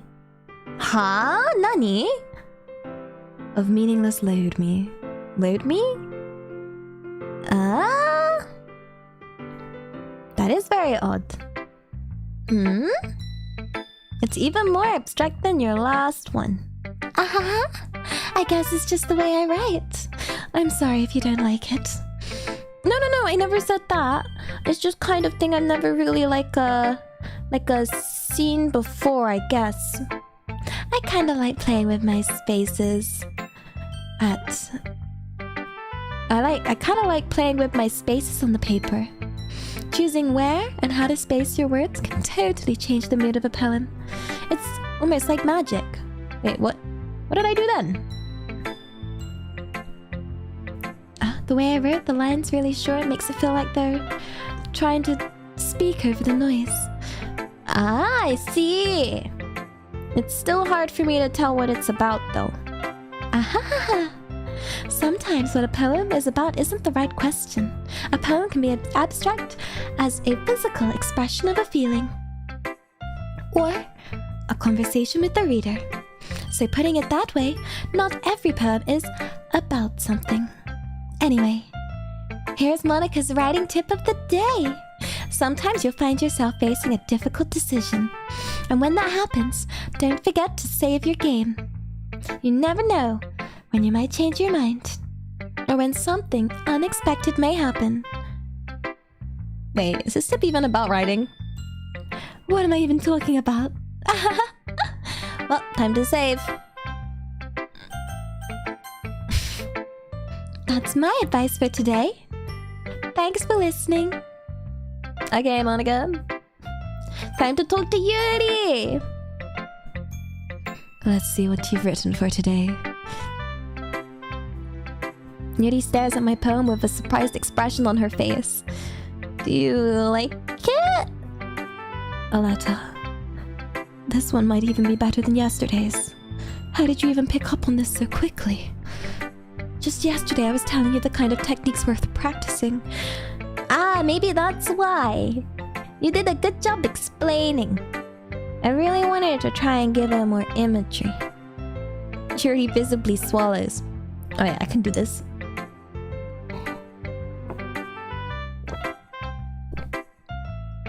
Even her hands appear sweaty. I'm not used to this. Used to what? I don't know.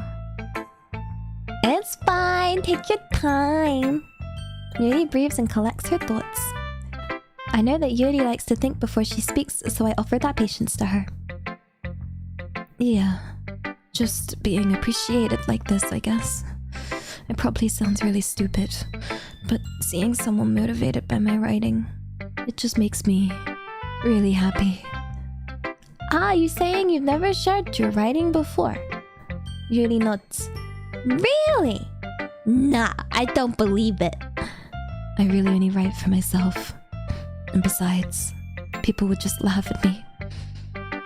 Do you really think that? Also, Joe Blades, I'm playing the free version. Again, Yuri nods. Huh? Even your close friends? Yuri doesn't respond to that. I wonder why. Anyway, do you want to share the poem you wrote today? Yeah, I do. If it's with you. Ooh. The raccoon. It happened in the dead of night while I was slicing bread for a guilty snack.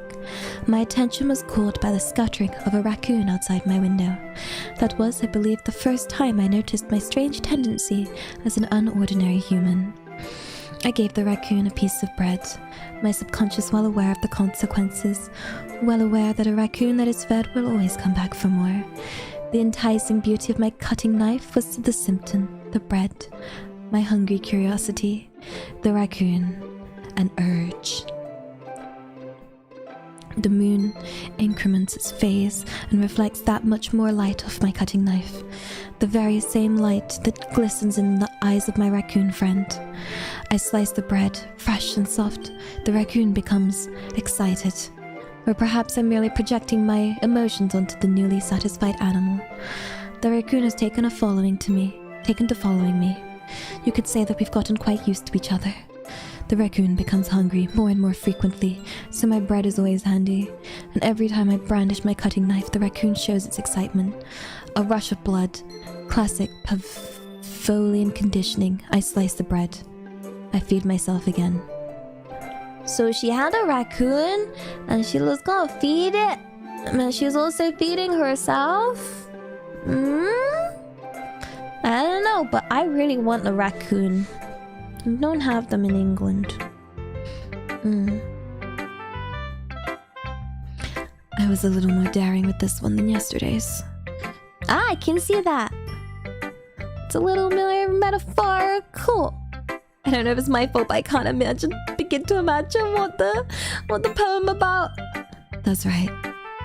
It's a bit closer to my preferred writing style. using the poem as a canvas to express vivid imagery and conveying emotions through them. Yeah, if I take it at face value, then I can't even figure out what it's supposed to mean.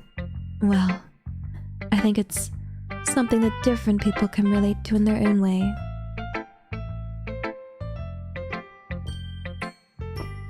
I wanted to express the way it feels for me to indulge in my more unusual hobbies. It's those sort of things I'm usually forced to keep to myself. So sometimes I enjoy writing about them. Why'd you keep them to yourself? Because they're embarrassing. And people would make fun of me. Don't you have anything like that, Aletta? Well... yeah, I guess I do. I feel like everyone has a little something like that. The best we can do is respect each other and our individualities. Even if it's difficult sometimes, and some things make us uncomfortable. After all, if I hadn't learned to embrace my own weirdness, I'd probably hate myself. I might be ranting a bit now, but I'm glad that you're a good listener. You're good at a lot of things. Writing, listening. There really aren't many people like you, Aletta. That's exaggerating a little bit. It's just how I feel. I never thought I'd feel so comfortable sharing my writing. Now I almost feel like I look forward to it. It's just a really nice feeling. And you're to thank for that. So nothing really. Yuri smiles sincerely at me. For a moment, her timidness seems to disappear. Oh, next we show it to our girl Sayori. Oh, I like this one, Aletta. It has some nice feeling in it. I'm glad. Does that mean it's better than yesterday's? Let me think. I don't know. I guess I like them both. That's not very helpful, you know. Well, I'm not very good at figuring out if poems are good or bad, but that's why I just go by my heart. And if it makes me feel things, then it must be a good poem. I'm not really sure that's exactly how it works. And again, I guess conveying feelings is a pretty important part of the whole thing. Yeah, maybe. Honestly, I don't even know what kind of writing you like in the first place. Yeah, me neither. Why don't you at least try giving it some thought? You want to write something for me? That's so sweet. Yeah, right. But you're always thinking about other people. And you need to think about yourself once in a while. Like, if you don't, you might end up getting hurt at some point. Eh? Well, I don't really know what you mean, but I'll try and keep it in mind. Well, whatever. Anyway, let's see. I guess I like happy poems. Wait, sometimes I like sad poems too. Sometimes a little bit of both. And there's a word for that, right? What's the word I'm looking for? Bittersweet. Yeah, I like things that are happy and things that are sad. Happy and sad. I can't see you liking something sad, Sayori. Well, I like happy the most. But sometimes when you have a little rain cloud in your head, a sad poem can help give the rain cloud a little hug. And make a nice happy rainbow.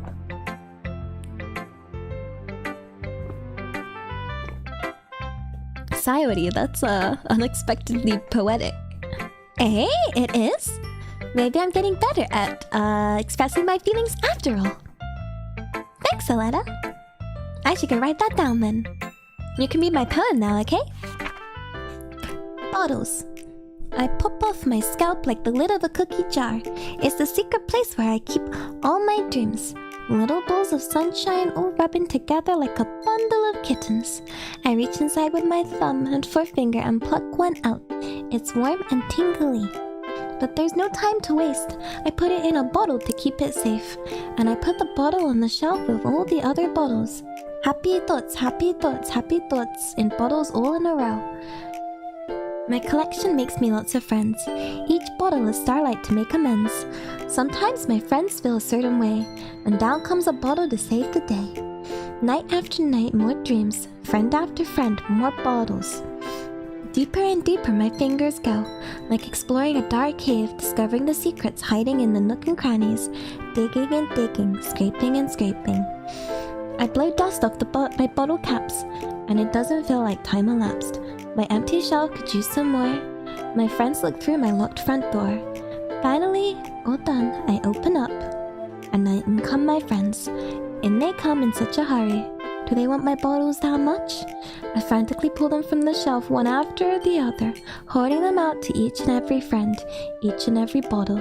But every time I let one go, it shatters against the tile between my feet. Happy thoughts, happy thoughts, happy thoughts, and shards all over the floor. They were supposed to be for my friends who aren't smiling. They're all shouting, pleading something. But all I hear is echo, echo, echo, echo, echo inside my head.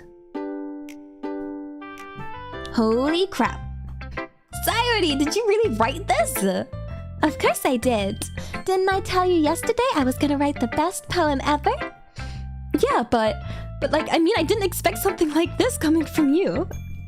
Monica told me a whole lot, and I've been touching my feelings recently. I see that. It's almost kind of creepy. Creepy?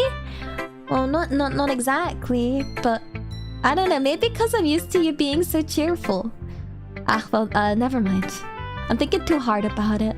And the point is, it came out good, so you should be proud of it. Ah, thanks. I feel like I was meant to express myself this way. It even helps me understand my own feelings a little bit better. Like, writing is like magic. You've gotten pretty passionate about this, huh? I hope you keep it up. Yeah. Writing's the best. I'm gonna keep writing until I die. Don't get ahead of yourself. Sayori has always had a habit of getting obsessed with something before dropping it no more than a week later. I wonder if this is one of those times. But seeing the passion in her eyes makes it hard for me to be pessimistic. Well, time for Natsuki.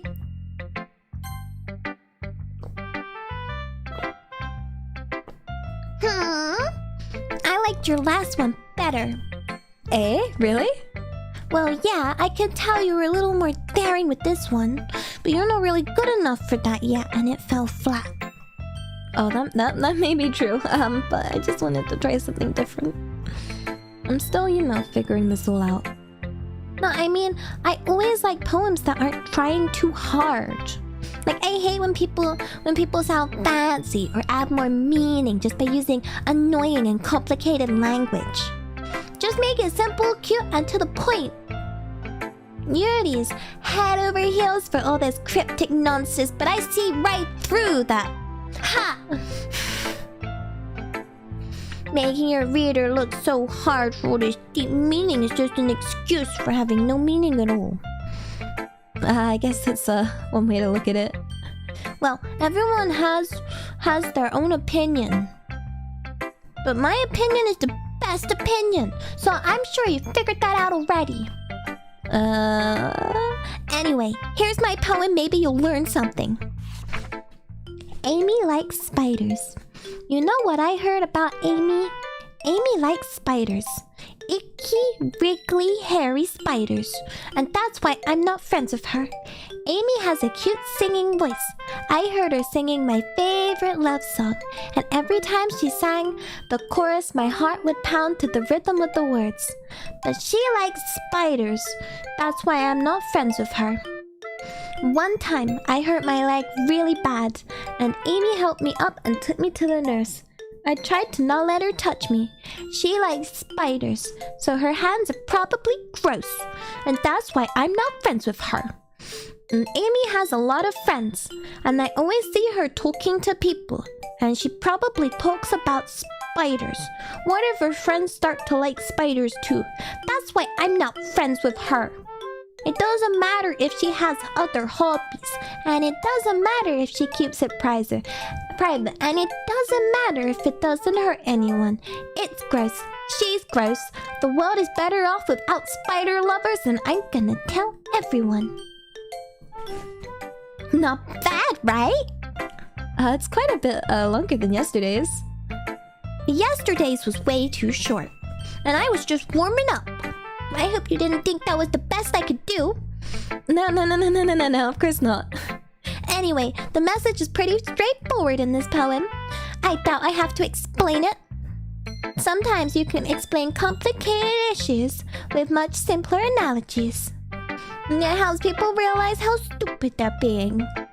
Like, anyone would agree that the subject of this poem is an ignorant jerk. Do you know people like that?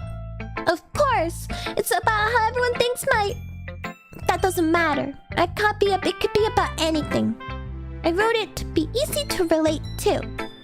Everyone has some kind of weird hobby or guilty pleasure. Something that you're afraid if people find out they make fun of you or think of you less. But that just makes people stupid. Who cares if someone likes as long as they're not hurting anyone and it makes them happy? I think people really need to learn to respect others for liking weird things. Huh, that's funny. Hi Sava! Hi! Sava! Savanyara! Hi! Wait, that's not what Savanyara is sayonara. What's a Hello nya Sava hi! Hi!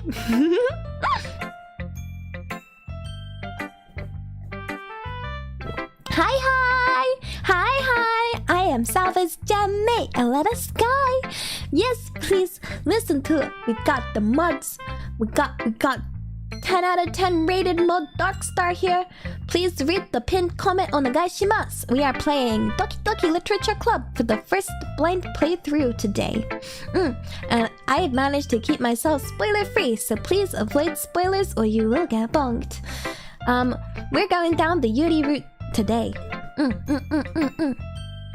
I hope you had a good stream, Saba! Yuri wrote about something similar today. Huh? Did you say Yuri? Yeah. She said her poem was about an unusual hobby of hers. I didn't really get it, but she said something similar to you. That people shouldn't make each other feel insecure about those things. Really? Well, I mean, Yuri's pretty weird, so I wouldn't doubt that she has some weird hobbies. Not that there's anything wrong with that. It's not like I would judge her or anything. Natsuki has trouble finding words. I guess I should try not to be so mean to her. If she feels insecure about her weird behaviors and stuff. I mean, I always hate people who make me feel insecure. And Yuri made me feel insecure yesterday. But the way you put it, it sounds like she's learned her lesson. Well, I would say so. Even if her writing style is really different, I'm sure she'll appreciate the message in your poem. It's what I do best, after all. And I don't like writing unless there's a good message to take away from it. Like, conveying emotions is important. But I want to make people think, not just feel. Remember that. I'm gonna write a good one for tomorrow too, so look forward to it. Okay, everyone. We're all done reading each other's poems, right? I have some extra planned today, so if everyone could come sit at the front of the room. Is this about the festival? Well, sort of. Do we really have to do something for the festival? It's not like we put together anything good in just a few days. We'll just end up embarrassing ourselves instead of getting any new members. That's a concern of mine as well. I don't really do well with last-minute preparations. Don't worry so much. We're going to keep it simple, okay? We won't need much more than a few decorations. Sayori has been working on posters and I've designed some pamphlets we can give out during the event. Okay, that's great and all, but that doesn't tell us what we'll actually be doing for the event. Sorry, I thought you heard about it already. We're going to be performing. Performing? Monica. Yes, we're going to have a poetry performance. Damn it! I said about poetry slams earlier.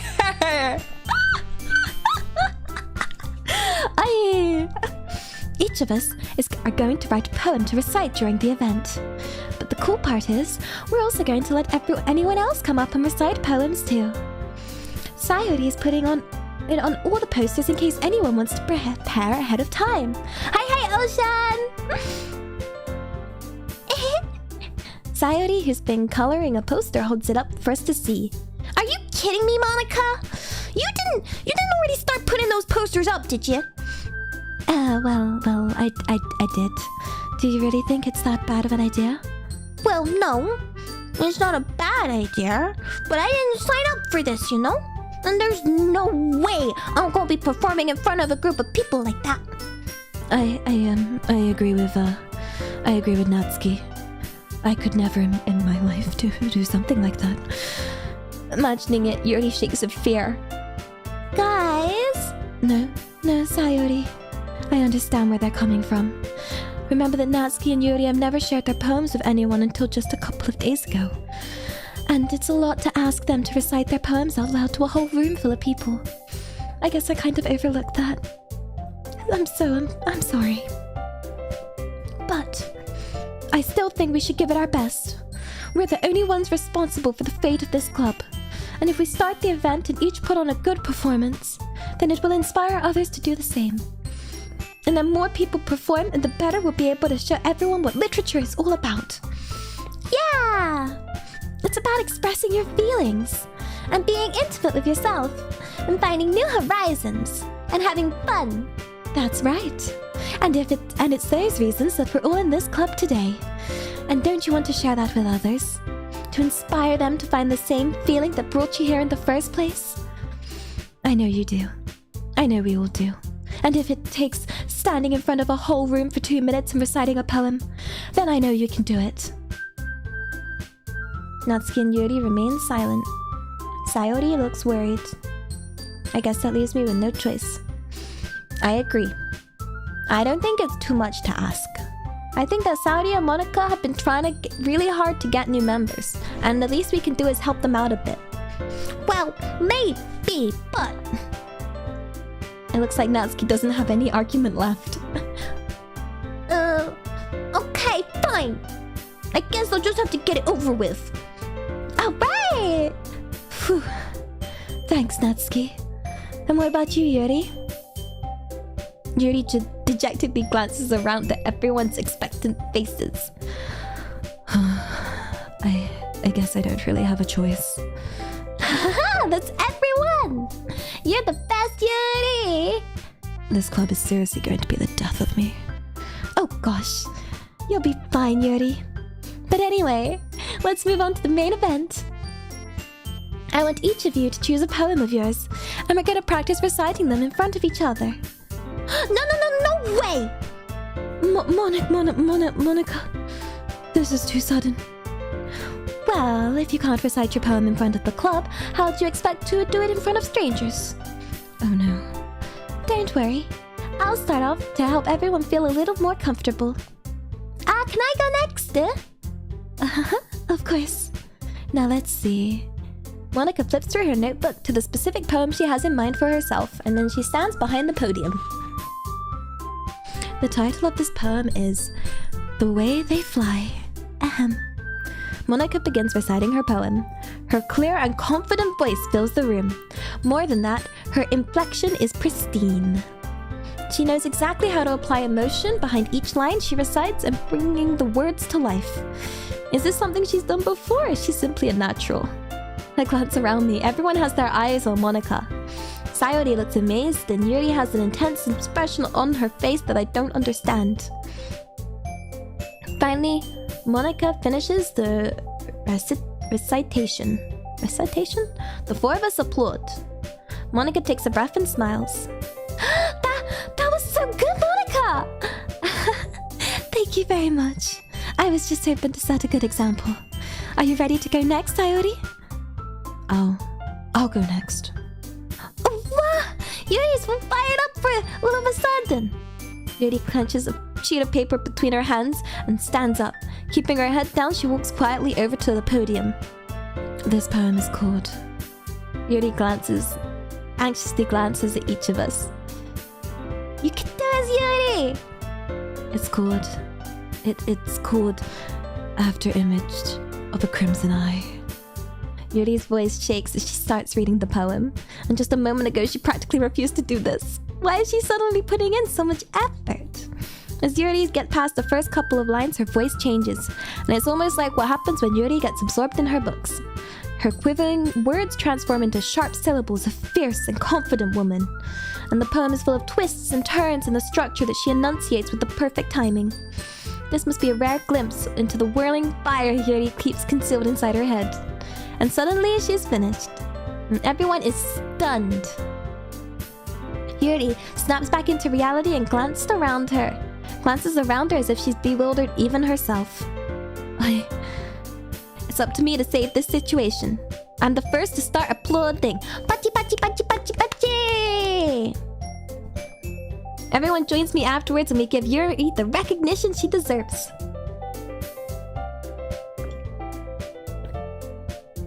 Yeah.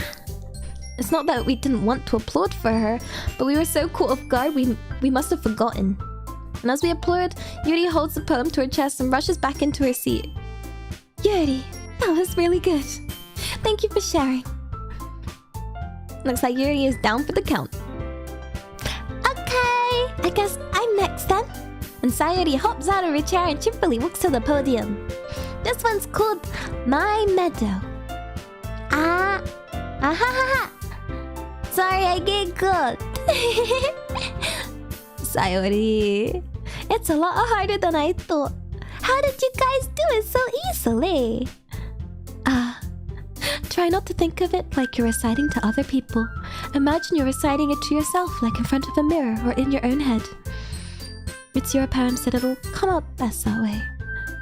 I see. Okay then. Sayuri begins her poem, and somehow it feels like her soft voice was made as a perfect match. The poem isn't aimlessly cheery like Sayuri is. It's serene and bittersweet. If I were to read this on paper, I probably wouldn't think much of it. But hearing it come from Sayuri's voice almost gives it a whole new meaning. Maybe this is what Sayuri meant when she said she likes my poems. It's like I get to reach more deeply into someone I thought I knew through and through. And Sayuri finishes and then we applaud! Pachi pachi pachi! Also, hi! I did it! Good job, Sayuri. Even Alena liked it. I guess that's a good sign. What does that even mean? It came out nicely, Sayuri. The atmosphere of the poem fits you really nicely. But it might be that other poems wouldn't work quite as well with that kind of delivery. I don't really understand. In other words, I've seen poems of yours where that sort of gentle delivery wouldn't work as well. They might need a little bit more force behind them depending on what you're reading. I know what you mean. Well, that's well, I've been practicing that kind of thing. It's just embarrassing to do it in front of everyone. Then next time, I'm going to make you pick a poem that challenges you more. We don't have much time before the festival, you know? Okay. Now, who's next? Natsuki? Don't make me go before Aleta. It's not like I can compare to you guys anyway. Might as well let lower everyone's standard before I have to go do it.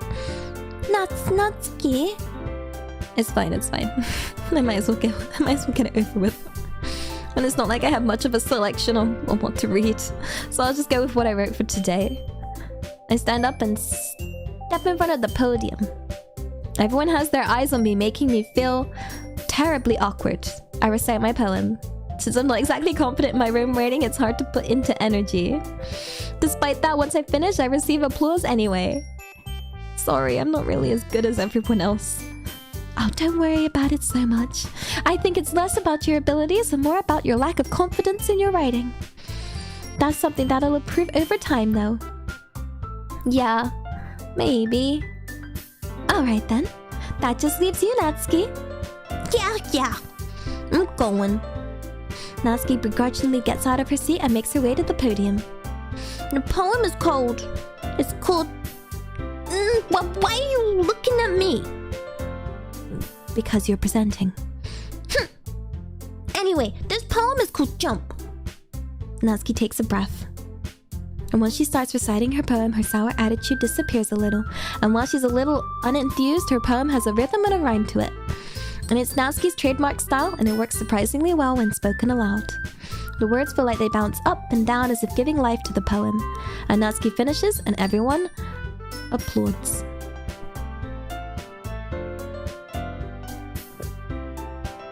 That wasn't so bad, was it? Easy for you to say. You'd better not make me do that again. Well, do you at least feel prepared enough to recite a poem in front of other people? I mean, I'm doing it in front of other people would be way easier. Because then I can put whatever face I want for the other people. But when it's just with my friends, like it's just embarrassing. That's a surprise for me, Natsuki. I think it would be the other way around for me. Well, that's just how it is, so... Well, I guess in that case, you won't have much to worry about for the festival. That said, I want to thank everyone for coming through. It might be hard, but I hope you'll have an idea of what it's gonna be like now. Make sure you pick a poem and get enough practice before the festival, okay? I'll be making pamphlets, so let me know ahead of time what you'll be reciting. Jeez, I should probably find some other poem to recite instead. That's fine too. It doesn't have to be your own. I'm already pleasantly surprised you're putting in all this effort for the club. It makes me really happy. Yeah, no problem. Okay, everyone. I think that's about it for today. I know the festival's coming up, but let's try and write poems for tomorrow as well. It's been working out real nicely so far, so I'd like to continue that.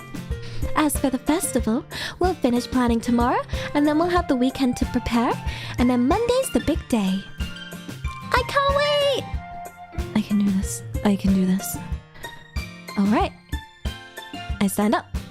And there's no way I'll be able to find the same enthusiasm as Saori and Monica, but I'll do my best to get through it. If it's for the sake of the club and impressing Monica, then I'll have to do my best. Ready to go? Wait, that's me. Ready to go, Saori? Yeah! Oh, look at you two, always going home together like that. It's kind of adorable, isn't it? Jeez, guys, don't make such a big deal out of it. It must be a little nice, though. Well, how am I supposed to respond to that? It's okay, Aletta, you don't have to say it. Whatever, let's go already. I walk home with Sayori once more, and even though it's only been a few days, a lot of things have already changed. But today, Sayori is a little quieter than usual on her way home. Hey, Sayori. Sorry, I was spacing out. No wonder. I was, thinking about something from earlier. I like how we get to... Sayori fumbles with her words. So let's just say that one day Yuri asked to walk home with you. Huh? What would you do? What kind of question is that? You're kind of putting me on the spot here.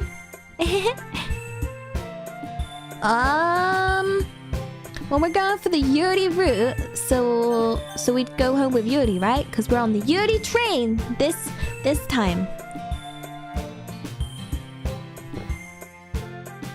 Yuri! I'm walking home with Yuri, huh? Why does the thought of that make my heart go Doki Doki? I mean, given how hard it is for her to socialize, I'd feel awful turning her down, so... Isn't she so beautiful and smart? That has nothing to do with what I just said. Aha, you admitted it. Jeez. There's not even any point in speculating something that's never gonna happen. Well, maybe, but I just like to think about it. It's not long before you won't need me anymore, you know? Need you? Sayori, I can't figure out how you're saying things in your head right now. Sorry. Everyone is different. Nobody in the club is a replacement for you. If you say so. The conversation trails off and I'm left feeling awkward. But it was kind of hurtful for trapping me with such a weird question. And I can't just lie to her. But if there's something that makes her happy, I would hate to take that away from her. And that's why I said there's no point in speculating. Then again, the festival is only a few days away. Who knows what'll happen in that time? Hmm?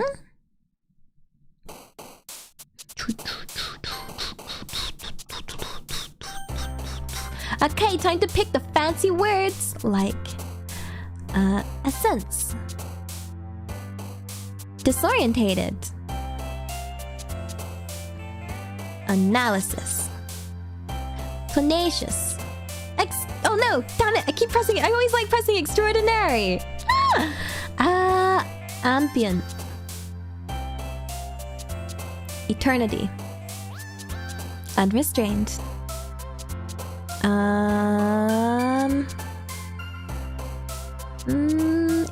imagination, philosophy,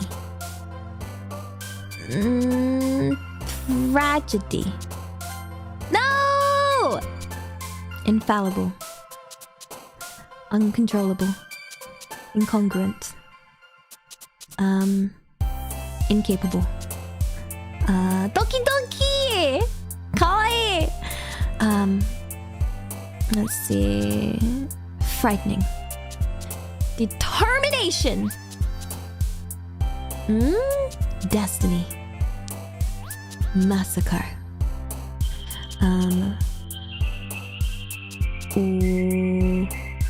disarray.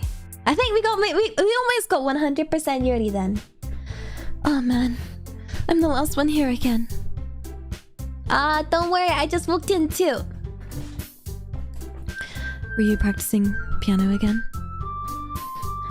Yeah. You must have a lot of determination. Starting this club and not picking up piano. Well, maybe not determination, but I guess passion? Remember, the club wouldn't be here if it wasn't for all you. And I'm super happy that you're all willing to help out with the festival too. I can't wait for the festival! It's gonna be great! Oh. Eh? Weren't you complaining about it just yesterday, Natsuki? Well, yeah. Well, I'm not talking about our part of the festival, but it's a whole day of school where I get to play and eat all kinds of delicious food. You sound a bit like Sayori all of a sudden. Monica, do they usually have fried squid? Squid? That's a pretty specific thing to look forward to. Oh, come on! Are you saying you don't like squid? You of all people? Eh? I didn't say I don't like it. Besides, what do you mean by you of all people? Because it's right in your name. Mon-ika. Eh? That's not how you say my name at all. Also, that joke makes no sense in translation. Never mind. Let's just focus on our own events for now, okay? Fine. Your reactions aren't as funny as Yuri's and Sayori's anyway. Excuse me? Where is Sayori anyway? Oh, there you are! Sayori is sitting at the desk in the corner of the room looking down at nothing. Sayori, daijoubu? I walk over to her. Hey, Sayori! I wave my hand in front of her face. Eh? You're spacing out again. Sorry. Don't mind me. You can go talk to everyone else. Huh? Is everything alright? Oh, of course. Why wouldn't it be? It just feels like you're a little off. Sorry for assuming things. Jeez, you worry too much about me. I'm fine, see? Don't let me distract you from having fun with everyone. Well, alright. If you say so. I worriedly glance at Sayori before turning back towards everyone else. But the conversation is already dispersed with everyone back to their usual activities. Maybe I should ask Monica if she's noticed anything about Sayori recently. Since they've been preparing for the festival, they must be spending a lot of time together. And I timidly approach Monica, who's shuffling through some papers at her desk.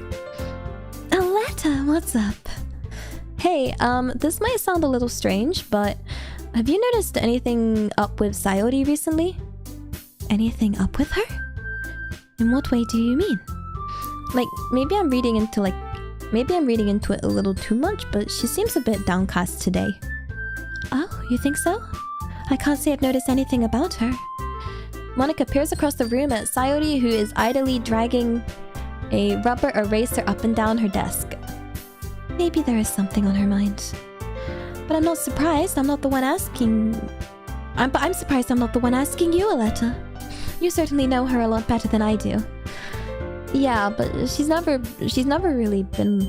She's never really like this. She's always talked to me about things that bothered her.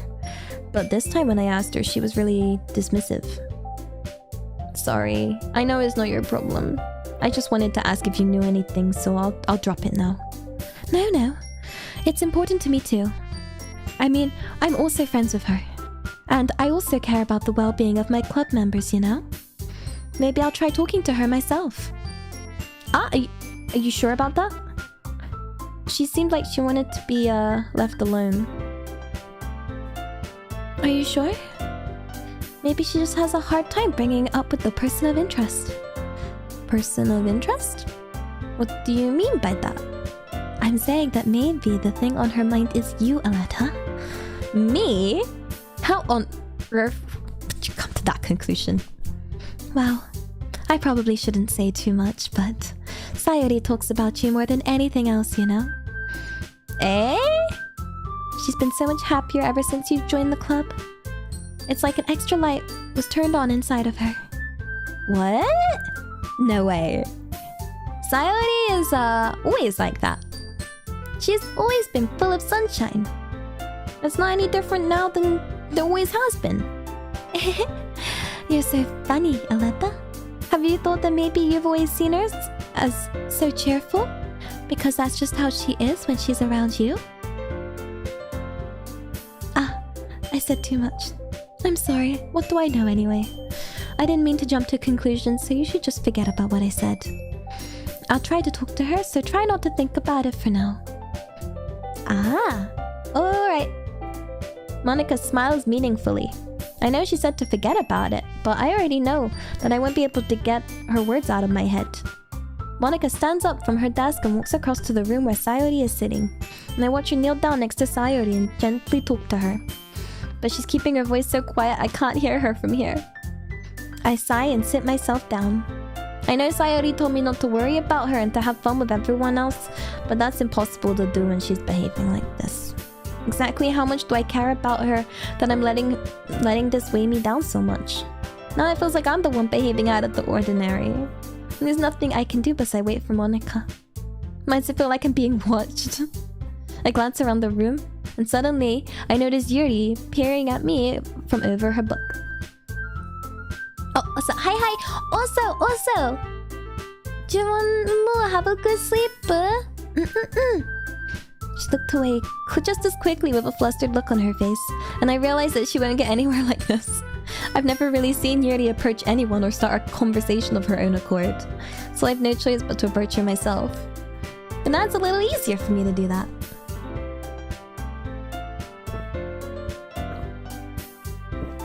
I stand up from my desk and sit in one next to her own.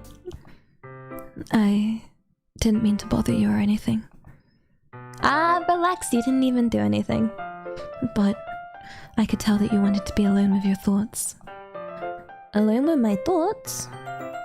How are you even able to tell what I was thinking like that? Oh well, it's something that I do a lot, so it wasn't hard for me to spot it based on your posture and expression. Not that I was staring or anything. I didn't do anything creepy like that. In any case, I guess you were right. I'm sorry if I caused you any concern. Don't apologize. Your troubles are only the concern of those who willingly share in that concern. Of course, there are certainly those who find most comfort in keeping to themselves. But if you would prefer to share what's on your mind, then I would be glad to listen. Ah, no, it's really not that big a deal. I was just feeling a bit uneasy about Sayori. Sayori? Yeah, she seems a little off to date, but when I asked her about it, she didn't want to admit it to me. So I can't help but wonder if something happened to her. Oh? That's quite romantic. Eh? Oh, sorry. I didn't mean to say something stupid. It's not that, I just didn't want you to misunderstand. Sayori and I have just been friends for a long time, that's all. Ah, I see. Then perhaps it is unusual for her to be dismissive about your feelings. About her feelings. or maybe I'm just reading into it a little too much. Aletta. The world is full of meaning, often hidden deep beneath plain sight. And there are many untold mysteries behind every person, no matter how well you may know them. Ah? So you think there might be something behind it after all? I think that Sayori is a very complex person. Her mannerisms on the outside don't always match what may be going on inside her head.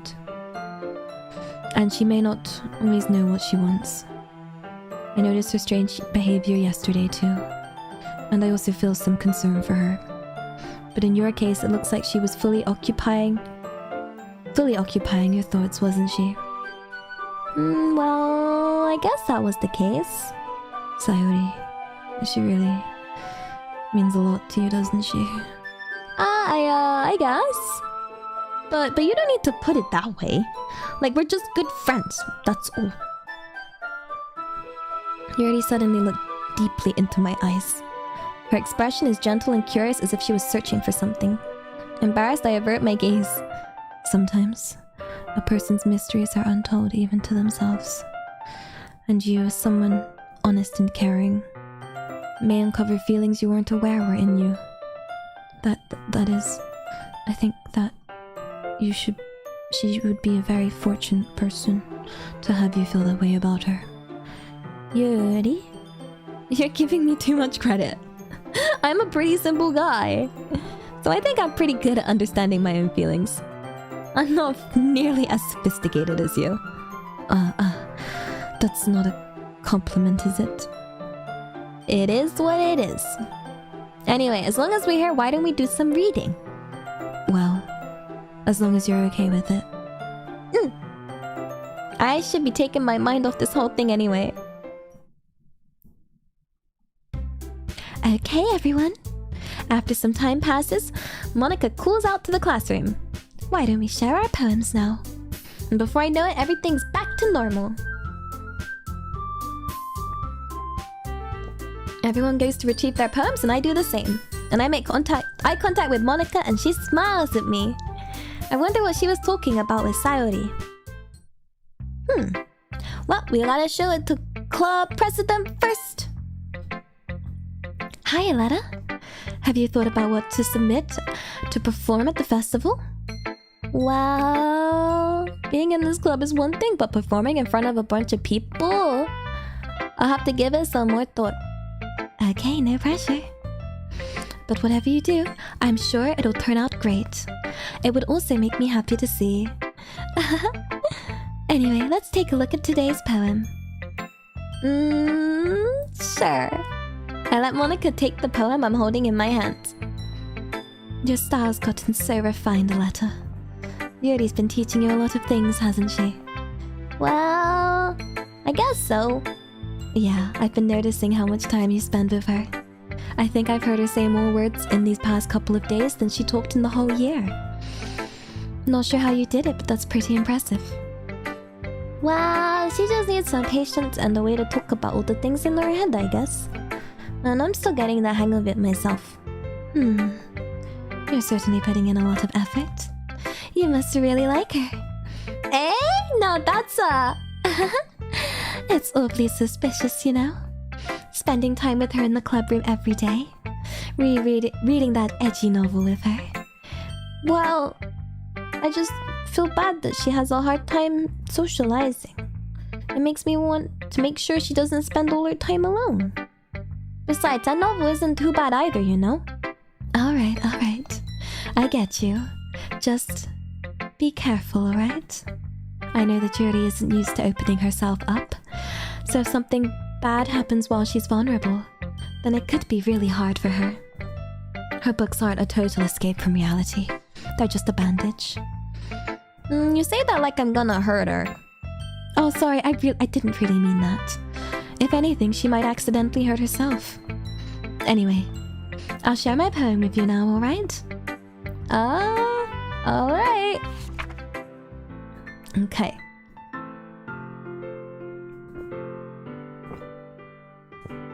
The lady who knows everything. An old tale tells of an old blah blah blah blah blah. I messed it up. The lady who knows everything. An old tale tells of a lady who wanders earth. The lady who knows everything.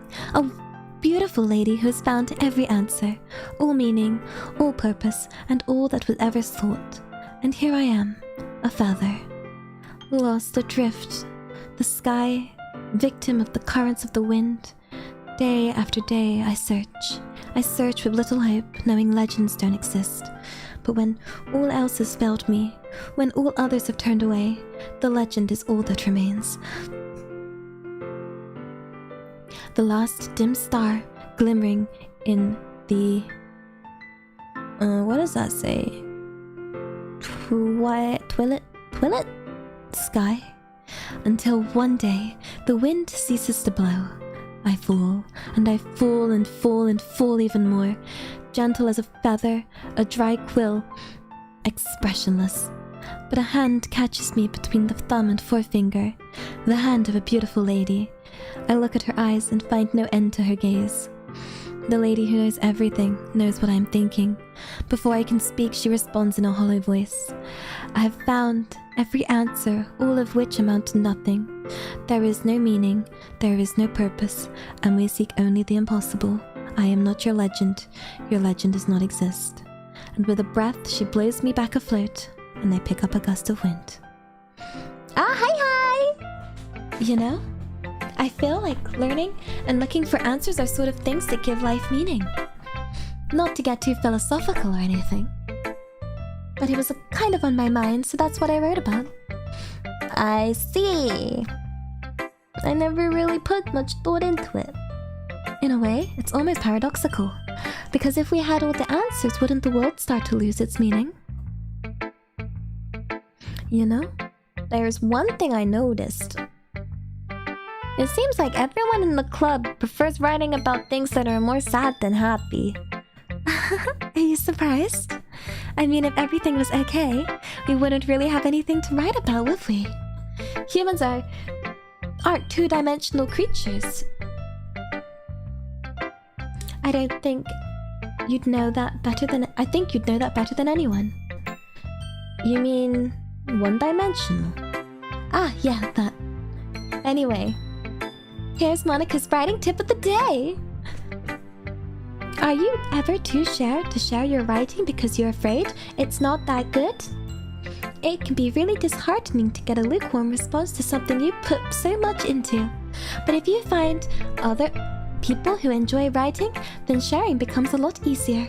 Because instead of just telling that your writing is good or okay or bad, they'll want to focus more on everything that went into it and the things you can work on.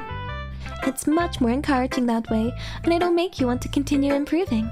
It's almost like having your own little literature club, don't you think? That's my advice for today. Thanks for listening.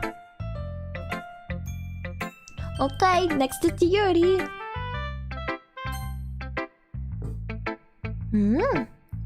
Aletta, your writing has only improved in these last few days.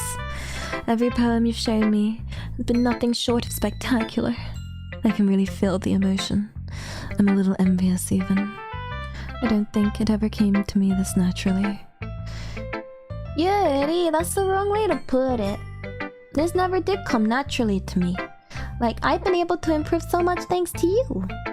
You're really the example I was chasing after. Oh, is that so? Yuri gently smiles to herself. This feeling. I'm so glad I got a chance to share my writing.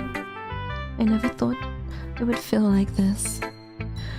I remember you mentioning that yesterday. I can't help believe that you're so good at something and you never even shared it with anyone. It's kind of a shame. Maybe, but it's not like I really had a choice. Ah, what do you mean? Well, Yuri smiles sadly. Aletta, during lunchtimes I eat by myself. Did you know that? It's great to find a quiet spot and do some reading.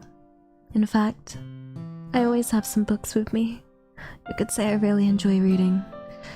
Well, that's one way to put it anyway.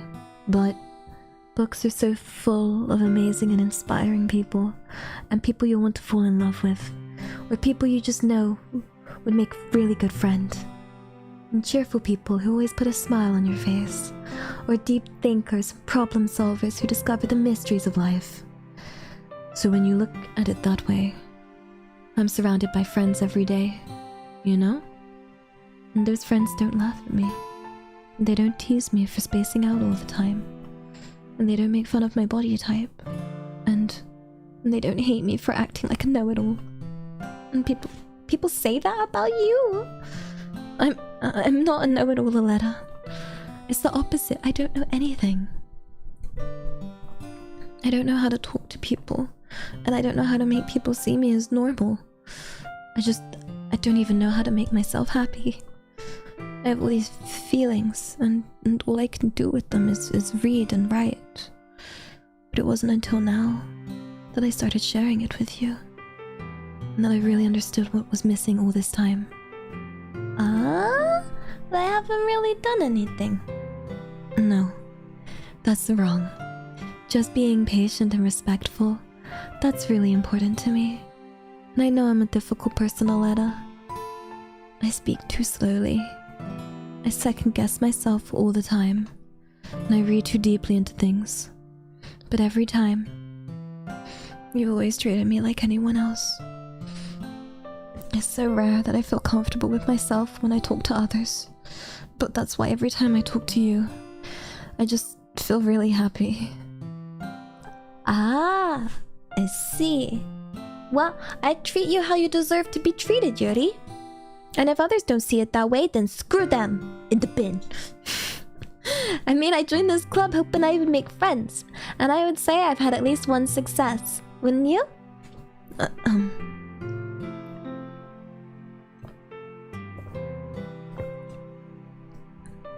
If you put it that way, yeah. We really are friends now, aren't we? Yuri puts her head in her hands. But this time she's smiling as she does it. Do you want to show me your poem? Yeah. I do. Let me get it for you. Oh. Ghost Under the Light Part 2. What does it say? The tendrils of my hair illuminate beneath the amber glow, bathing. In the distance, a blue-green light flickers. A lone figure crosses its path, a silhouette obstructing the eerie glow. My heart pounds. The silhouette grows. Closer, closer. I open my umbrella, casting a shadow to shield me from visibility. But I am too late. He steps into the streetlight and I gasp and drop my umbrella. The light flickers and my heart pounds. He raises his arm. Time stops. The only indication of movement is the ambient light flickering against his outstretched arm. The flickering light is in rhythm with the pounding of my heart, teasing for succumbing to this forbidden emotion. Have you ever heard of a ghost feeling warmth before? Giving up on understanding I love? Understanding is overrated. I touch his hand. The flickering stops. Ghosts are blue and green. My heart is amber. Finishing the poem, I start to hand it back to Yuri. But instead of taking it from me, she looks away. Do you dislike it? No, of course not. I just don't really know how to respond. Despite Yuri's poems usually being cryptic, it wasn't hard to figure out what this one was about. I don't know if I'll be able to explain this one. That's fine. I understand this one. Yuri's having an even harder time speaking than usual. Does this one mean a lot to you? Yuri nods. I'm not really good with words, but I'm happy that you shared it with me. So thank you. And I hope we keep spending time together. Despite my inability to make eye contact, I see a faint smile emerge on Yuri's lips. I once again try to hand the poem back to her, but instead Yuri gently takes my hand and pushes them back towards me. I hesitate in response to her warm touch. You can... the poem is... Once again, Yuri fails to form a complete sentence. You mean I can keep it? Yuri nods. I'd love to. Again, Yuri faintly smiles as if she doesn't want me to notice. You always make me feel nice. I know I'm not good with people, but I hope that I can return the favor sometimes. Yeah. Don't worry. I think you do a good job. Yuri finally turns back towards me. I guess we should move on before Monica says something. But I'm sure we can talk again later. Yeah, I'm sure you will. And with that, Yuri timidly smiles at me and I return to my seat so I can put her poem away. Next! See, this game is very kawaii. I feel like I've been bamboozled here because everything seems very kawaii still and it's been a couple of hours. You know? Sayori! It's nice, I guess. Come on. I can tell you already you don't like it. Well, you don't need to worry about what I think. After all, you wrote this for someone else, didn't you? Probably Yuri. Eh? I didn't write this for anyone specifically. Maybe. That's not really what I meant, though. But it's okay. You're making new friends just like I was hoping. And that makes me really happy. And you're happy too, right? With this club? Well, of course I am. Good. Then that's all that matters to me. Thank you, Alana. Sayori, is there something wrong? Huh? No, nothing. I'm just a little tired today. Alright. Just tell me if you need anything. I will. Don't worry about me, okay? You can go play with everyone else now. If you insist. Yay! I'm gonna go home a little bit early today. Sayori? Tell Monica I wasn't feeling well, okay? I'll see you tomorrow. Before I can say anything else, Sayori cheerfully walks out the room humming to herself. I didn't get to read her poem. Natsuki. Meh. I guess you really haven't learned anything after all. Honestly, I don't know why I got my hopes up in the first place. Like... What? I didn't think this one was that bad. What did I do wrong? Poems don't need to be all deep-sounding to express something. It's gonna sound just like you're forcing it unless you really don't suck at it. Honestly, don't bother trying to write poems like this until you're Yuri's level. Don't tell me. Eh? You're not just trying to impress Yuri, are you? What are you talking about? Keep your voice down. You know, Yuri would love this angsty... Like, just because she's a talented writer doesn't mean I mean... Oof. Looks like I'm in trouble. I somehow struck a nerve that what I did is beyond me. I'm so done with you. Natsuki shoves the poem I handed her back over to me. Take your stupid poem. If you wrote it for someone else, just don't show it to me. Ouch. This is what I get for letting a younger girl step into my business. Unless I was a mind reader, I was destined to be in a world of pain from the start. At least Natsuki wasn't really the girl I was trying to impress in the first place. Okay, you three. We're all done sharing poems, right? Why don't we start figuring out? Hold on a second. Is it just me, or did you just say something strange right now? Eh? Something did sound a bit unusual. That's right. You deviated from your usual catchphrase when addressing the club. Catchphrase? I don't have a catchphrase. Jeez. Why is the mood so weird today? Look, even Yuri isn't immune to it.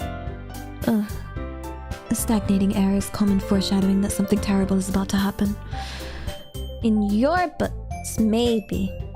Look, the only thing different is that Sayori isn't here. It seems you're right. Sayori always helps lighten the mood a little bit, doesn't she? It's almost as if everyone's balance is thrown off a little when she's not around. Where the heck did she run off to anyway? I thought she just went to pee. Natsuki, please show some decency. Oh, come on. She wasn't feeling too well and went home early. Is that so? I hope she's alright. Seriously? Of all the times to not go home with her, you pick the time she's not feeling well? So much for you two being all lovey-dovey. No. First of all, stop misunderstanding my friendship with Sayori. And second, she's kind of been avoiding me today, so I didn't want to force it. Oh. That curious expression coming from Yuri of all people. Calm down, guys. I talked to her earlier and everything is fine. What did she say? Anyway, we need to figure out the rest of the festival preparations, so let's decide what everyone will be doing this weekend. I already know what I'm doing. That's right. Natsuki will be making cupcakes, but we might need a lot of them in different flavors. Can you handle it all by yourself, Natsuki? Challenge accepted. And as for myself, I'm going to be printing and assembling all the poetry pamphlets, and Sayori will be helping me design them. And as for Yuri, you can... Guys, can you help me come up with something for Yuri? I'm useless. No. That's not it at all. You're the most talented person here, you know? Oh, no, Natsuki's pouting too. Jeez, even I can tell now. Oh, I guess I never gave Sayori enough credit, but I can tell things are even harder on you when she's not around. That may be the case. But if I can't be the leader on my own, then I won't grow as a person. So Yuri, you have beautiful handwriting, you know? So maybe you can make some banners and decorations to help set the atmosphere. Atmosphere? About that. I love atmosphere. Yuri's expression suddenly changes as she stares at her desk and focuses and starts nodding to herself.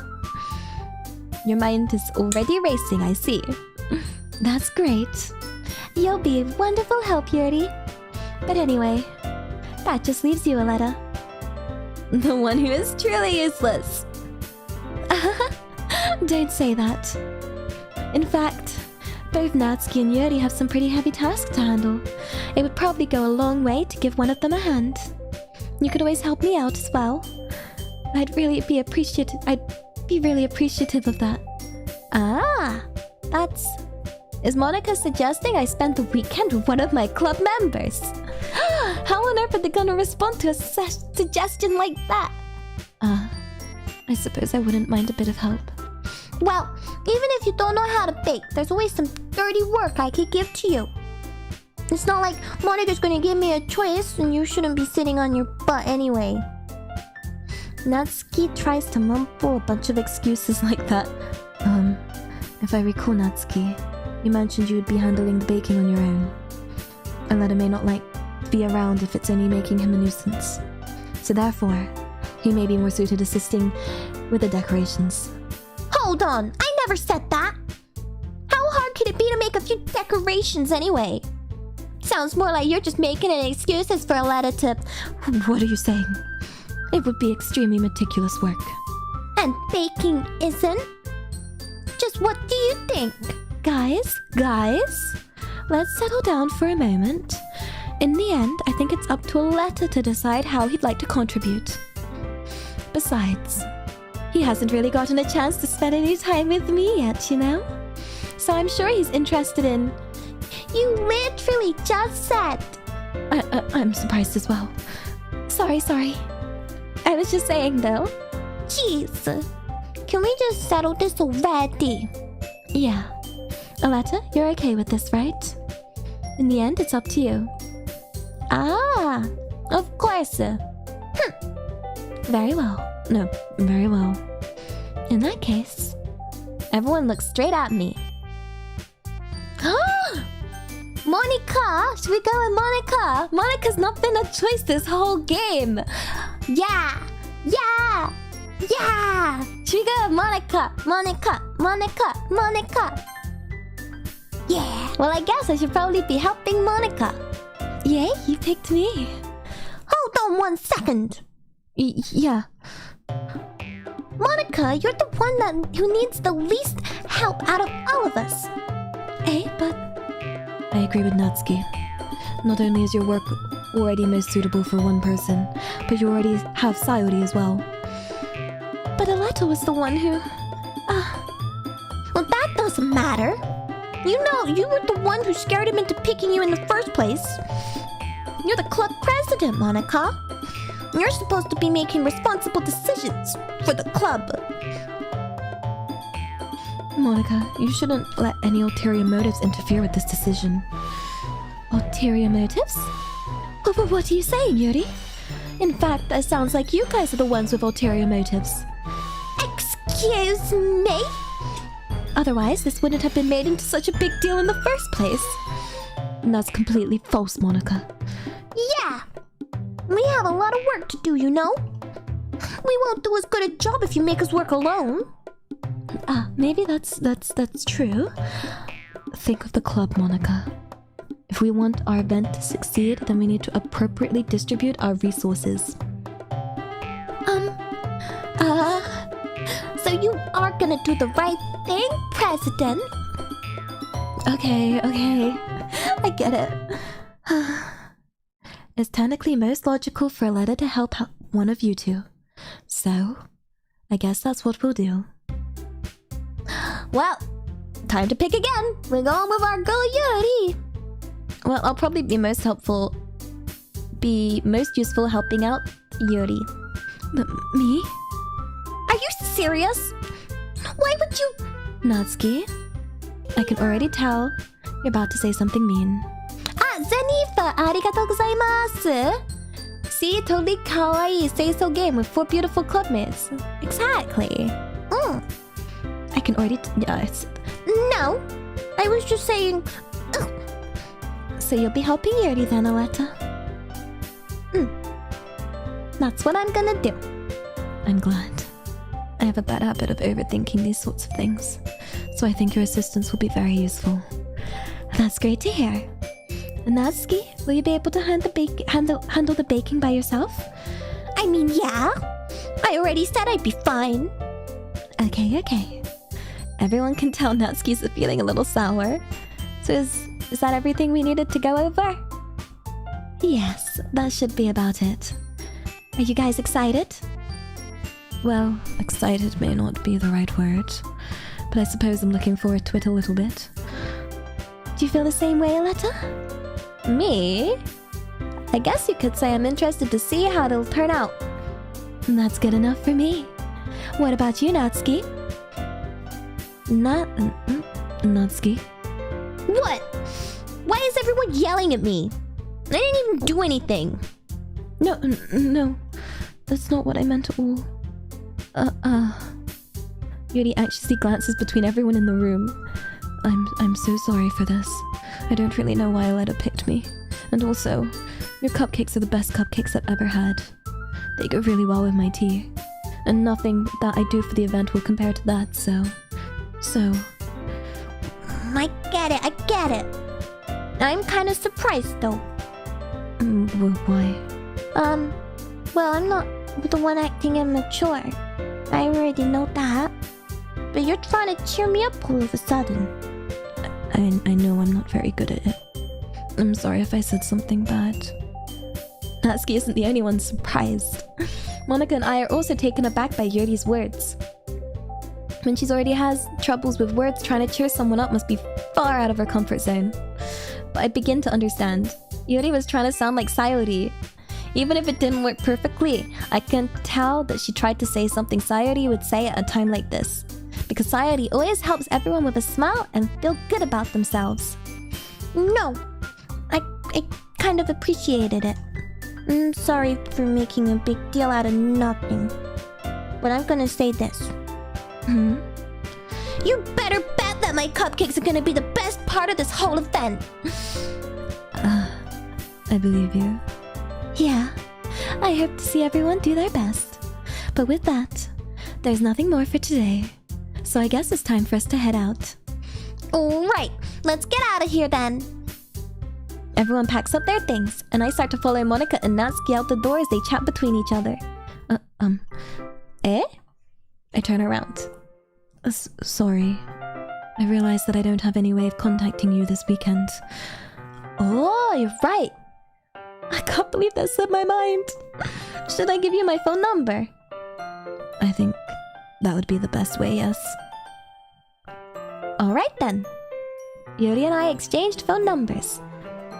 Okay, then I'll stop by your house on Sunday. Eh? My house? Is that a problem? No, not at all. I just thought that I'd be going to your house since I'm the one helping you. I suppose that makes sense.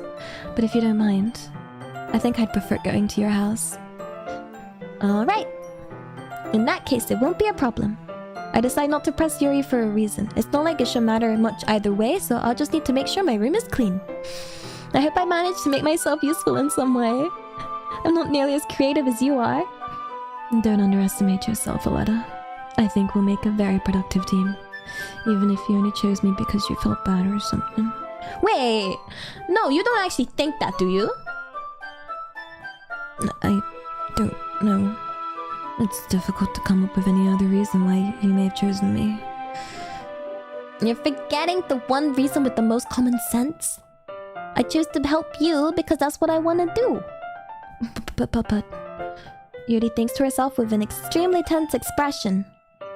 Yuri, you're overthinking this.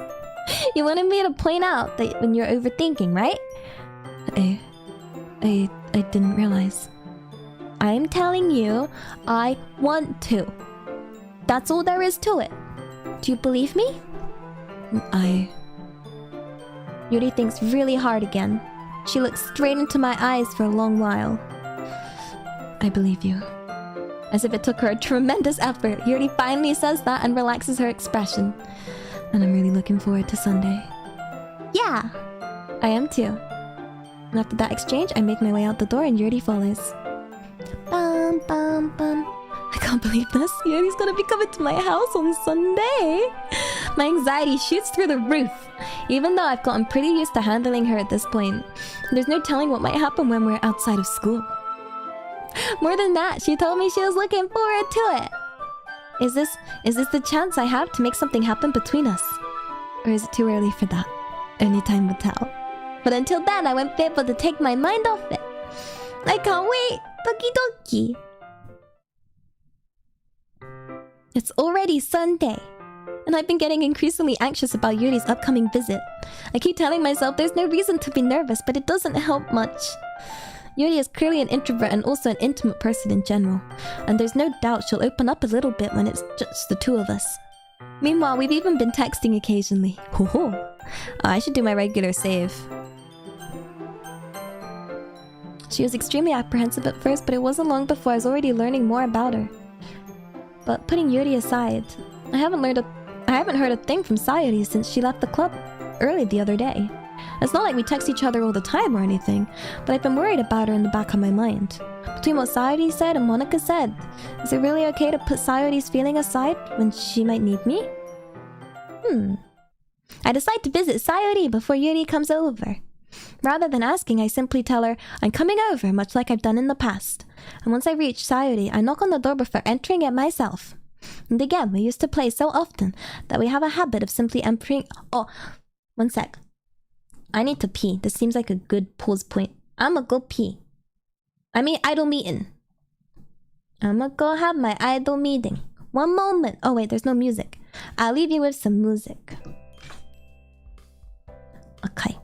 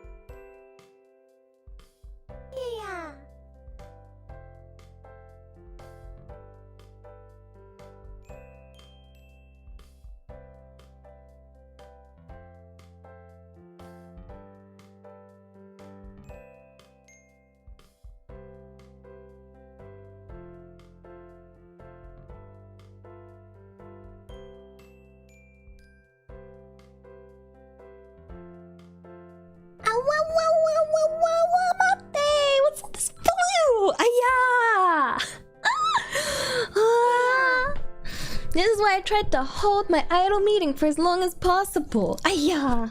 Aya! Time for the thank yous. Okay. Shang, arigato. Peter, arigato. Brian, arigato gozaimasu. Adam, arigato. Darkstar, arigato. Vesper, arigato. Otan, arigato gozaimasu. Random Tristan, arigato. Galil, arigato. Wow. Helping me flush. Yeah, wash my hands. I got water. Oh, good.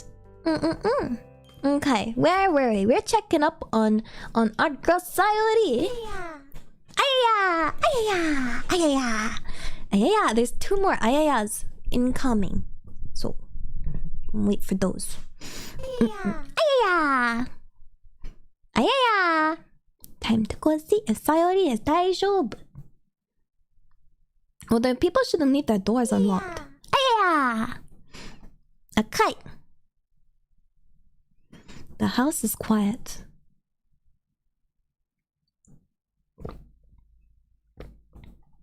Sayori isn't anywhere on the first floor, so I assume she's up in her room.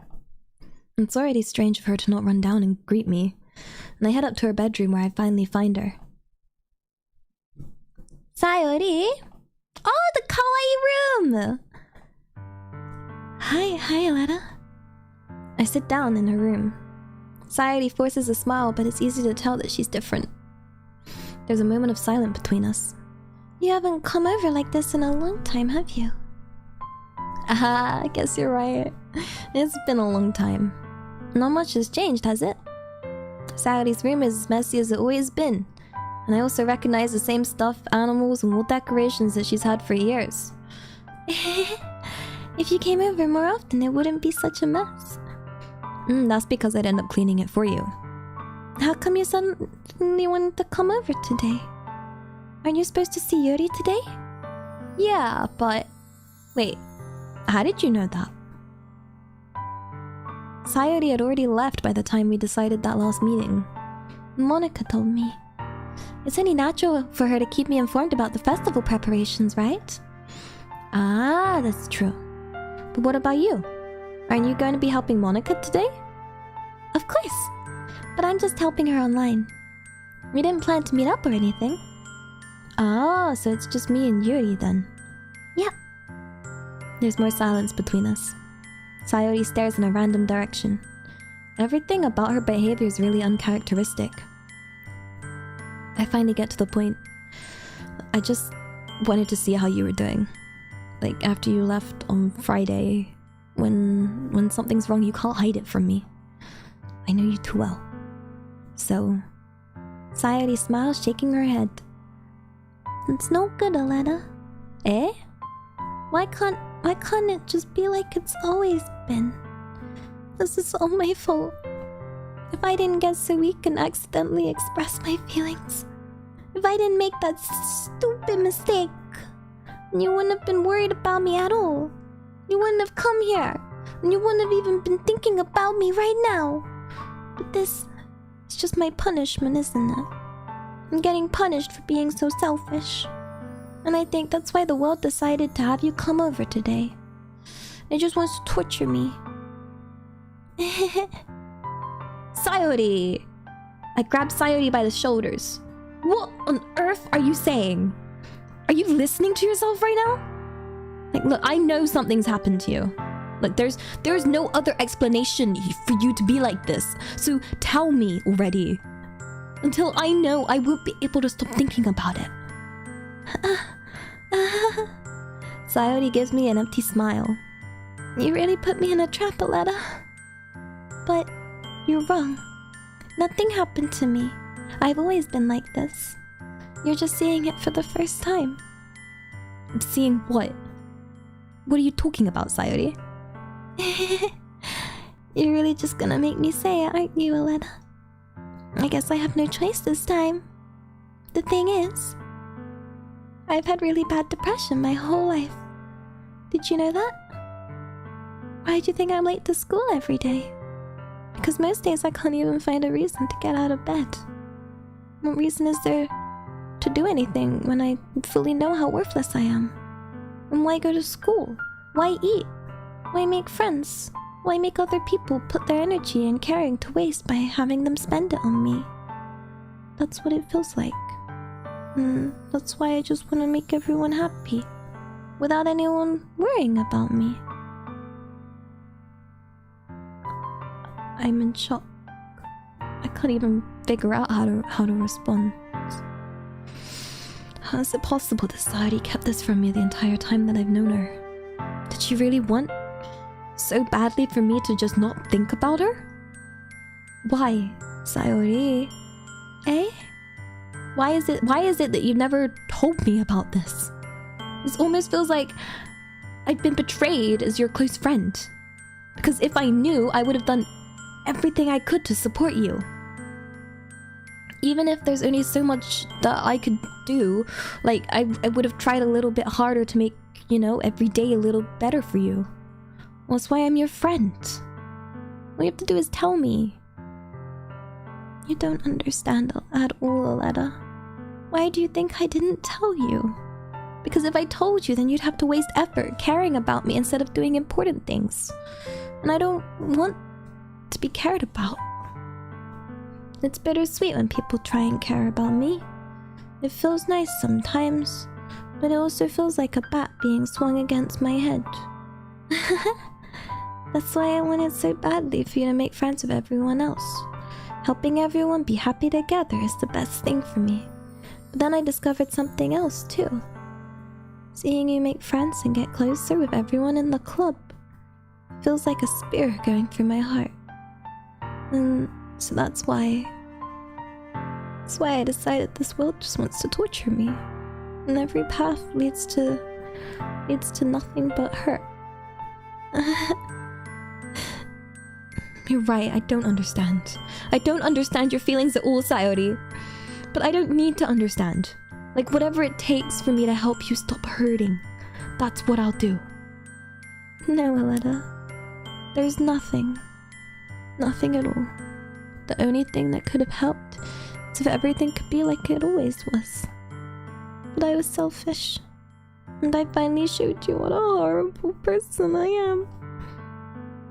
Tears streaked down Sayori's face. I made you join the literature club because I was selfish.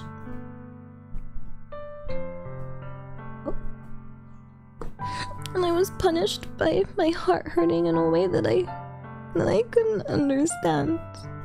No, and now you came here and I made you hurt too. And I'm just weak. I'm just weak and selfish. That's all I am. And that's why I'm gonna accept these punishments. Because I deserve every last one. Without thinking, I once again grab Sayori's shoulders. This time I pull her into a tight embrace.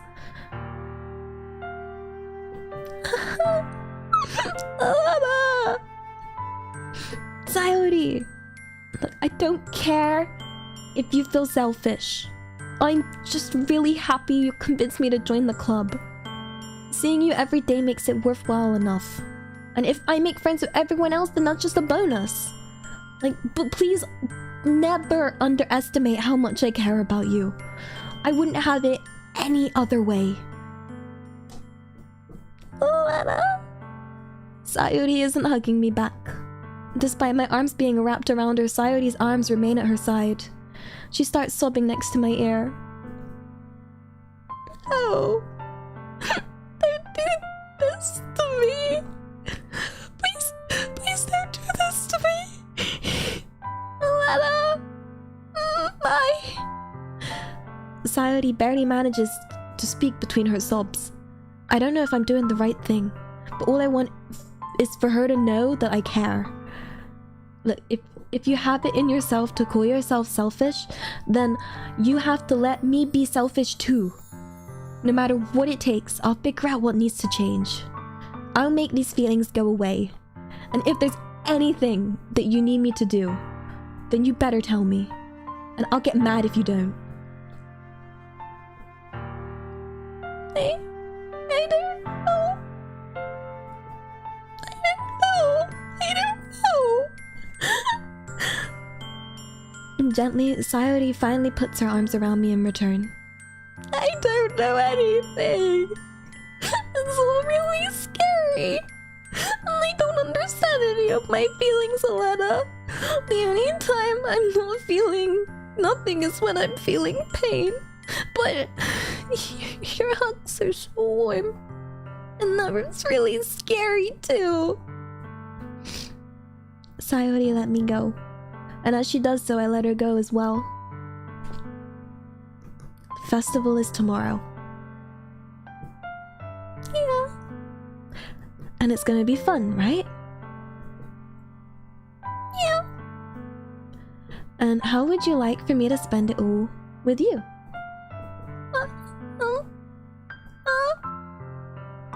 It's what I want. I promise. I think that would be nice then. Yeah. Sayori wipes her eyes. If I could spend the whole day here, I would. Of all days, this has to be the one where I have other plans. Maybe I should cancel. No, don't. Please don't. If you did that, then I really wouldn't forgive you. But it's almost time for Yuri to meet me at my house. And at the very least, do you want to come along and help out? It would be fun. To my surprise, Sayori shakes her head. I'm sorry. I'm sorry. I don't know if that would be very good for me to do today. You understand, right? It's kind of hard for me to fully understand, but I'm trying my hardest. It's okay. Don't worry too much about it. I'll see you tomorrow, okay? Alright. I look forward to it. I say goodbye to Sayori and exit her house. And on the way home, I find myself still feeling uneasy. But it's hard for me to keep thinking about it when Yuri is about to come over, too. I think Sayori is right. I shouldn't be worrying too much, and we're definitely going to have a great time tomorrow. I should just focus on what's ahead of me. As I approach my house, I see something that makes me feel a moment of panic. Yuri? Thank goodness.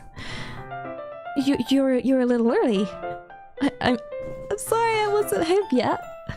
Were you waiting a long time? No, I just got here. But I started getting real nervous when nobody answered the doorbell. And you always could have texted me. If I'd known, I would have reassured you and hurried on my way home. I suppose that's true. I didn't think of that for some reason. Well, it should be common sense, but I decided to ignore it. Anyway, let's go inside. I see you brought a lot of stuff with you. That's right.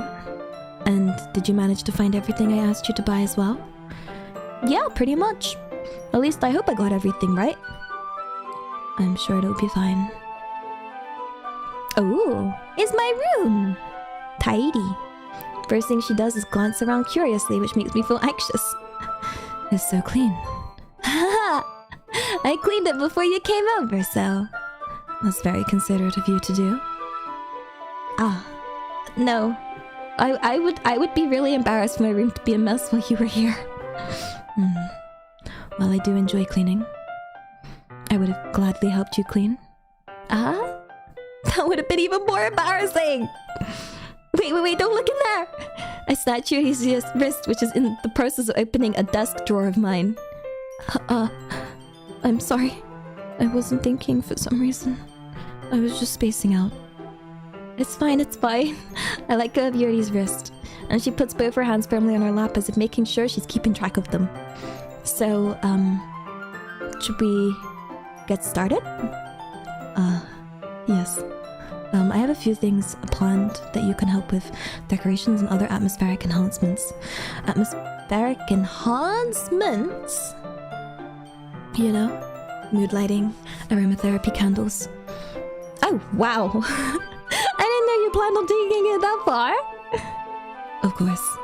I want to help our guests to a faraway place. Although many will just stop by out of curiosity. And for cupcakes, I guess.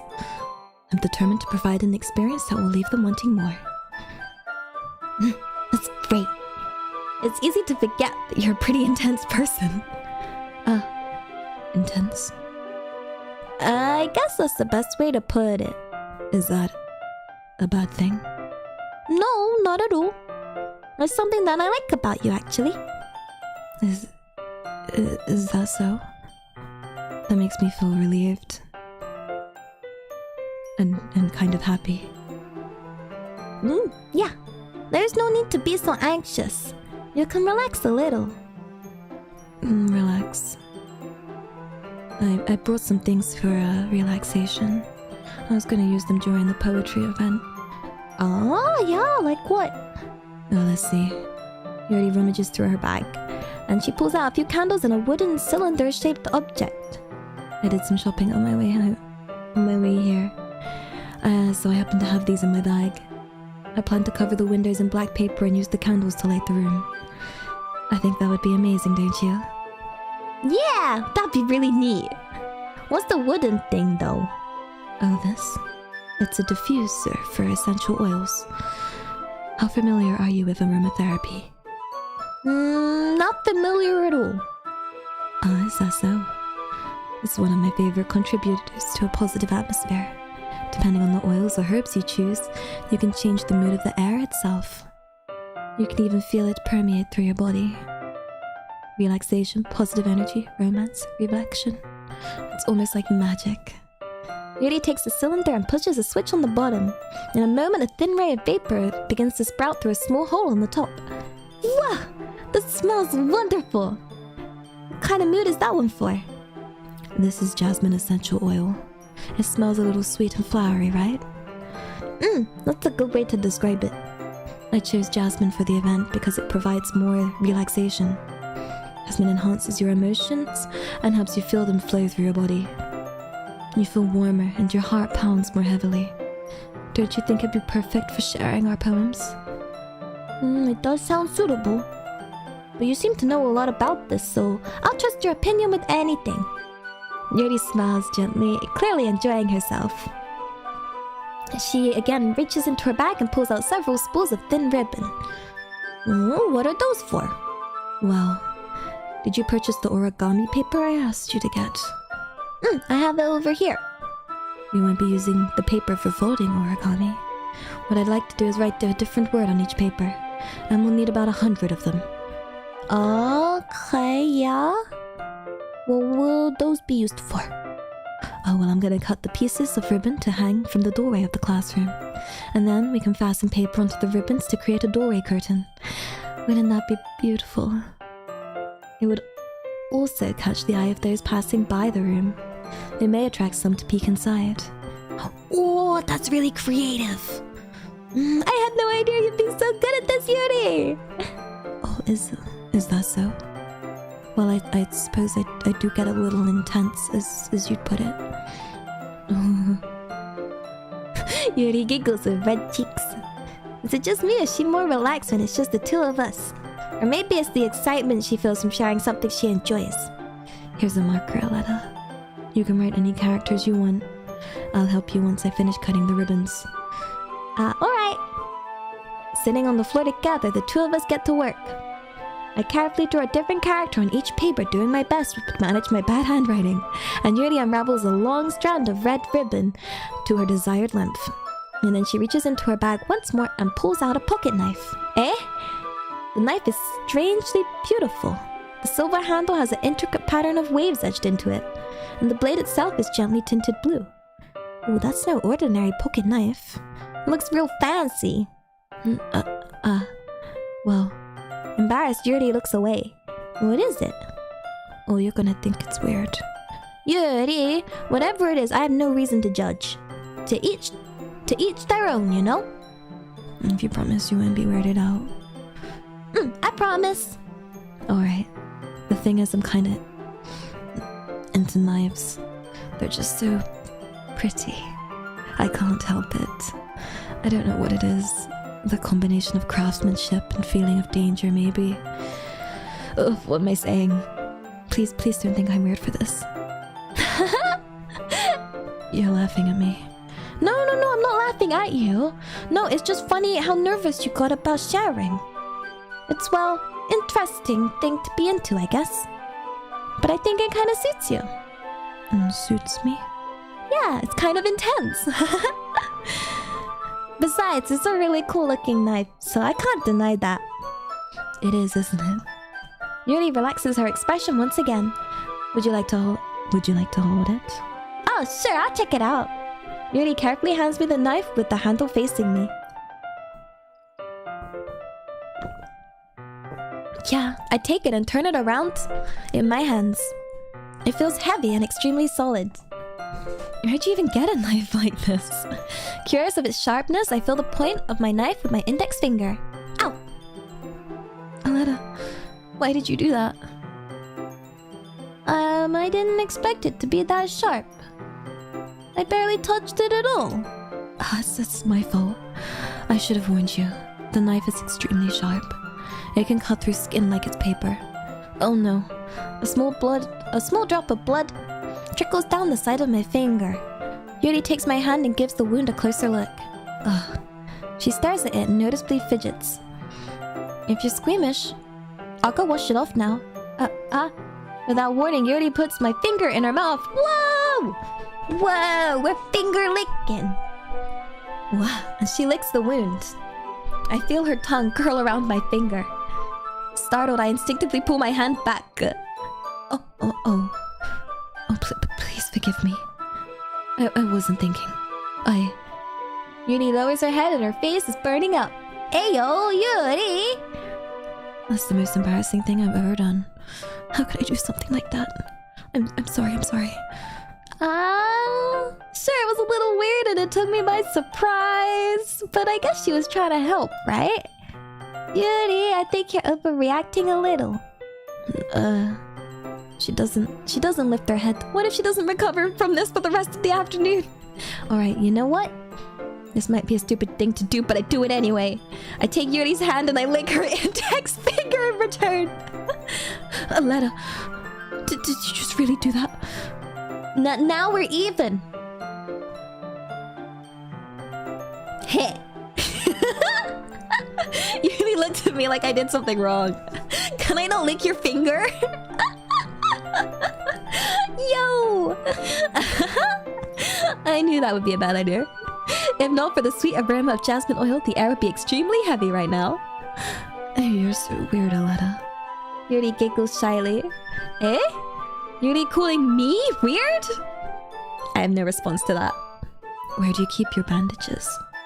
I don't think I need one actually. It was a tiny cut. Look at it. It already stopped bleeding. I see. That's relieving. The tension is quickly lifted, and we resume our respective activities. I was watching Yuri's knife cut through the ribbon like it's nothing but air. And meanwhile, I continue to make progress on the paper. After we finish attaching the paper to the ribbons, we lay them all out side by side. And it looks better than I expected and will be very effective as a door curtain. It looks great. Good thinking. Coming up with this, Yuri. Thanks. It's just something I saw online, really. Are you ready to move on to the next task? Yeah, let's do it. What do you have in mind? I'd like to create a banner.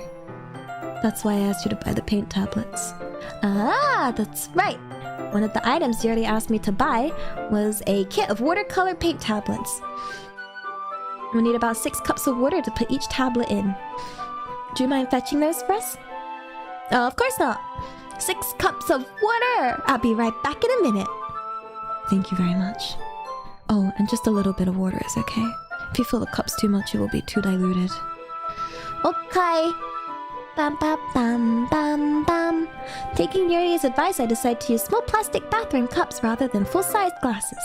And I put them on a plate to catch any drips, and then bring it back to my room. Yuri? Yes? I come in to see Yuri quickly unrolling her sleeve and pulling it back over her arm. Nothing? Your face is a little red. What was she doing? What? Is it too hot in here or anything? No, not at all. There's nothing wrong, so Let's mix the paint. Yuri hurriedly dismisses me and takes it upon herself to unwrap the tablets, dropping them into the cups. So, I thought we would do something simple that would look very nice. I'd like to paint a gradient across the banner, starting with the colors for the sunrise, then daytime, then sunset, and nighttime. Once it dries, I'll write an inspirational quote across the banner, and we can hang it on the wall behind the podium in the front of the classroom. Ah, neat! What are we gonna write? Well, it will be more fun to surprise you. Yuri smiles at me. If you say so. After rolling out the banner, Yuri and I kneel on opposite sides so we don't get in the way of each other. And Yuri uses a brush and adds a few dots in different colors to serve as a color guide. This kind of reminds me of elementary school. Painting on a banner with watercolors feels like an art class project we had back then. It's relaxing. I'm sorry if this feels too childish. No, I didn't mean that at all. It was kind of fun, you know? Yeah, this is fun. I'm glad you feel that way too. Yuri stops painting for a moment, thinking to herself. For me, I don't need to go out and do crazy things to have fun. In fact, I usually don't even want to. I just want, like, when I can spend time with one other person. Even if it's something simple like reading. It doesn't even matter if we don't talk much. Just having a friend next to me makes things feel a little nicer. And I think that's all it takes for me to be happy. Oh, is that so? Even if Yuri and I are quite different, I can understand where she's coming from. Like, I feel that way about things like anime and games where simply sharing the experience with someone can make me happy. I think I feel the same way. Yuri smiles gently. I knew you'd understand. Yuri leans over the banner to grab an unused paintbrush, but I move at the same time, causing my head to bump into hers. I'm so sorry! Yuri reels back and I quickly lift my hands in surprise. Are you hurt? No, I'm not hurt. It just startled me, that's all. Sorry, I should have asked you to get it for me. Oh no, it's not your fault. It's your face! There are droplets of paint on Yuri's face and neck. Is there something on my... Wait. Is there something on my face? Yeah, I accidentally got paint on you. Sorry, it's totally my fault. I'll get a towel right away. And I rush out to fetch a small towel, then dampen it with hot water. I return to my room and kneel back down in front of her. Oh, we got another scene! Awa.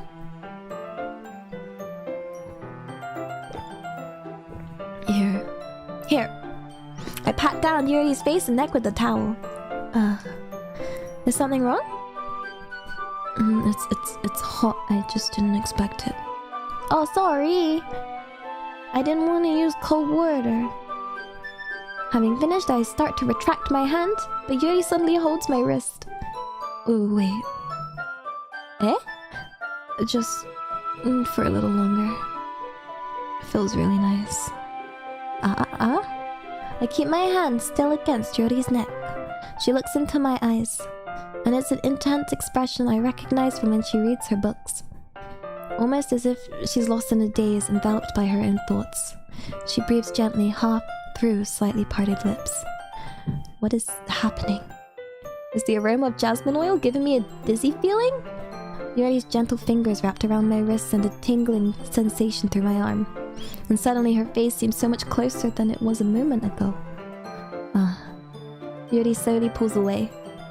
Sorry, I've been feeling a bit lightheaded today. I didn't mean to space out. That's fine. Oof! Ooh, I got a bit steamy. The moment is over as soon as it began. Yuri picks up her brush again, and her movements seem clumsier, like she's unable to focus. I remain silent, forced to ignore the events that just transpired, and I hesitantly reach for my own brush and continue following Yuri's example. That should do it. I finished filling the night sky with white dots that look like stars. And looking at the banner as a whole, it's pretty natural looking. I think it came out better than expected. I'm really happy with the results. Yeah, me too. Are you gonna add the lettering now? Not yet. It needs to dry first. That's true, but wouldn't that take a while? Well, perhaps it would be best to leave it here and then you bring it in the morning. I can do the lettering in the classroom before our event starts. Is that okay? Yeah, that's totally fine. Wonderful. In that case, I don't think there's anything more for us to do here. Phew! You say that like you're glad it's over. Was I wrong to assume that you were at least enjoying yourself a little bit? No, it's not that. I'm just glad we managed to get everything done. I see. I am too. I was a little concerned about time, and I need to start making dinner soon. So you don't have any time left? I was secretly hoping we could have extra time after finishing the work. Well, Yuri thinks to herself. I think it'd be too irresponsible of me to wait much longer. I'm sorry. I was hoping there would be more time as well. It's probably my fault. Sorry for being such a slow worker. No, it's not your fault at all. And the important thing is we got everything done, right? Yeah. So I shouldn't be disappointed or anything. Gathering all your things, Yuri seems a little downcast. I understand why. It sounded like she rarely gets the opportunity to spend time with a friend in a relaxed environment. But that doesn't mean this is the last time it can happen. Right? Once Yuri packs up, I walk her out to the front door. Thank you very much for having me today. No problem. I'm glad I was able to help. Just let me know if there's anything else you need me to bring tomorrow. I will. Well then. Yuri fidgets. I guess I'll see you tomorrow. Oh, wait. I kind of say that without thinking. About today? It's fine that we didn't have as much time as we wanted. Because we can do this again. Whenever you want, you can come over or we can go out somewhere. I forgot you don't like going out much. And as I stumble over my word, Yuri simply smiles bashfully. Anyway, you know what I'm trying to say, so... You're very thoughtful, Aletta. Yuri takes a step closer and then briefly squeezes my hand. Oh my god, she got closer. I kind of like that about you. Wow. How am I supposed to respond to that? But I didn't even get a chance as Yuri suddenly pulls back. Sayori? Eh?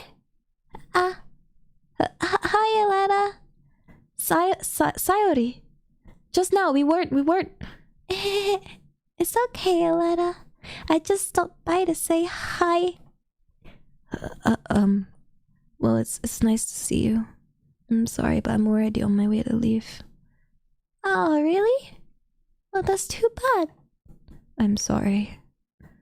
But we'll all be together at the festival tomorrow, so that's fine, right? Of course. Sayori beams. Yeah, so I'll see you tomorrow. Clearly embarrassed, Yuri hurries off, and Sayori waves goodbye after her.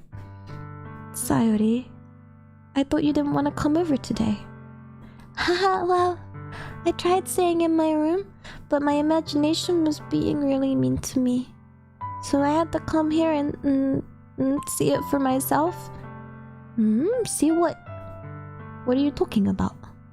You know, like how much fun you're having with Yuri, and how close you got to her. It makes me really happy that you've made such good friends. And that's all that matters to me. Tears start falling down Sayori's face. That's all that matters to me. Why am I feeling this way, Elena? I'm supposed to be happy for you. Why does it feel like my heart is splitting in half? It hurts so much. Everything hurts so much. This would be so much better if I could just disappear. Sayori, don't say that. This is true, Aletta. If I wasn't here, then you wouldn't have to waste sympathy on me. You wouldn't have to put up with me being selfish. Monica was right. I should just... Monica? Monica was right about what? Sayori, what I said before is true. I'm not gonna let this continue. Caring about you like this isn't the burden your mind is making it out to be. It's something that makes me happy. It's something that I wouldn't trade for anything else. So even if it takes an entire lifetime, I'm gonna be by your side until you don't feel any more pain. What? Sayori looks away. I put a hand on her shoulder to reassure her. Scared, Alana. I'm really scared. What are you scared of, Sayori? I'm scared that I might like you more than you like me. Sayori? It's true, isn't it? I was weak and I started to like you too much. And I did this to myself. Alana. I like you so much that I want to die. That's how I feel. And... That's enough, Sayori. I don't want you to hurt anymore. I slide my hand down Sayori's arm and squeeze her hand in my own. Do you remember how I said I always know what's best for you? Do you still believe me? Wordlessly, Sayori nods. Even if you don't understand all of your own feelings, I know what you need the most right now, and that's what I'm gonna give you.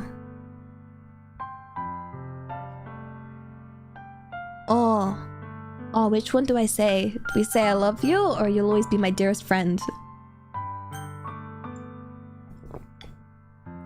The thing is,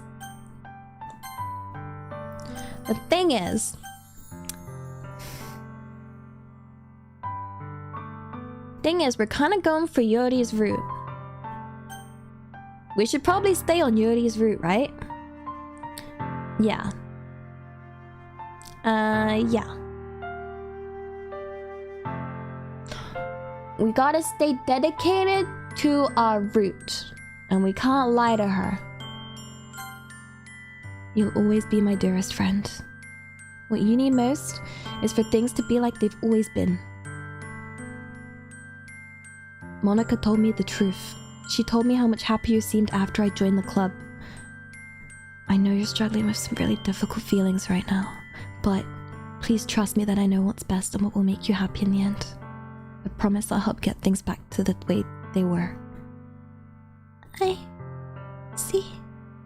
Sayori forces a smile through her incredibly pained expression. This is what it feels like to get stabbed in the chest. I should write a poem about this. Sayori. It's okay. This is just my punishment, remember? For being so selfish. So please don't worry about these stupid feelings. I know you're right. I know this whole time that there's no happiness down that path. That's why I came here. Just so I could get the answer I needed to hear. And the other thing, you're also right that I just wanted to go back to the way it was. I realize that now. You really do know me better than anyone, Alana. I'll trust you with anything. Anything at all. So... Sayori's smile finally breaks. And all of a sudden she turns around and drops to her knees.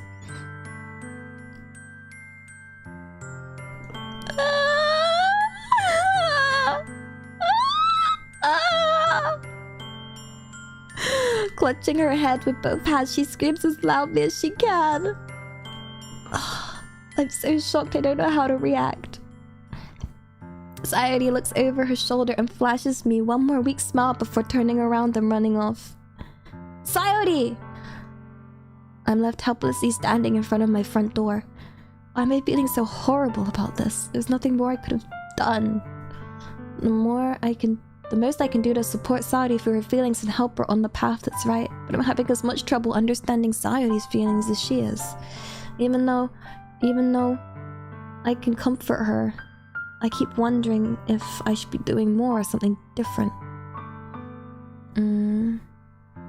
I know these thoughts will continue to plague me until things are back the way they were. I'm gonna give it everything I got, and Sayori will always be my dearest friend. And I'll do whatever it takes to put a smile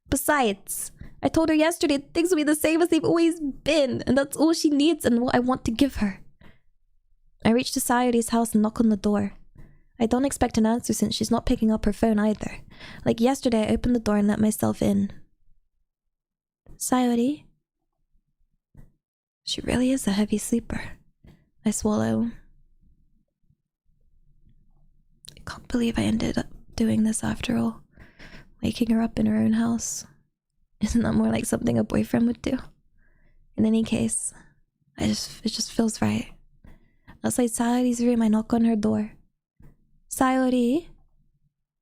Wake up, dummy. There's no response. I really didn't want to have to enter her room like this. Isn't it kind of a breach of privacy? But really, it leaves me no choice. So I gently open the door. Oh god! Oh my god. Oh. Oh gosh. Oh no. Oh no. Oh no. Oh. What the hell? What the hell? Is this a nightmare? It has to be. Yeah, this isn't real. There's no way this can be real. No. Sayori wouldn't do this. No, everything was normal up until a few days ago, and that's why I can't believe what my eyes are showing me. I suppressed the urge to vomit. Oh no. Just yesterday, I told Sayori I'd be there for her. I told her I know what's best and that everything would be okay. Then why would she do this? How could I be so helpless? What did I do wrong? Turning down her confession? That has to be what pushed her over the edge. Her agonized scream still echoes in my ears. Why did I do that to her when she needed to be the most? Why was I so selfish? This is my fault. My swimming thoughts keep telling me everything I could have done to prevent this. If I just spent more time with her, walked her to school, gave her what I know she wanted out of our relationship, then I could have prevented this. And I know I could have prevented this. Screw the literature club. Screw the festival. I just lost my best friend. Someone I grew up with. And she's gone forever. Nothing I could do to bring her back. This isn't some game where I could reset and try something different. I had only one chance and I wasn't careful enough. And now I'll carry this guilt with me until I die. Nothing in my life is worth more than hers. But I still couldn't do what she needed from me. And now, I can never take it back. Never, never, never, never, never. End. Oh!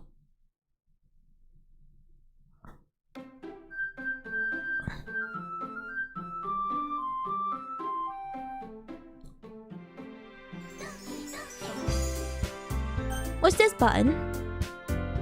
What's this button?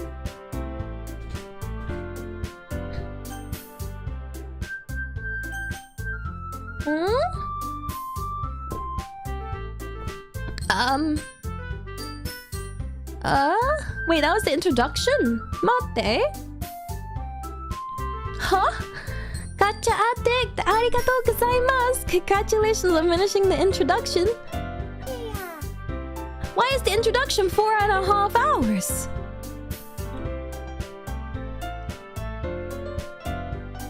Ha!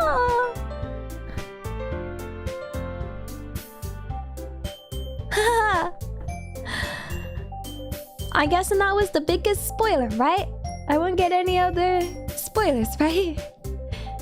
First ending, let's go! Arigato, Gary! Arigato!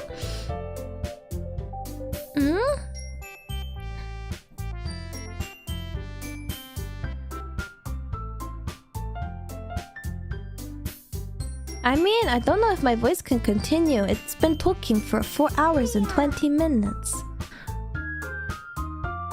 I hope the voice acting was okay.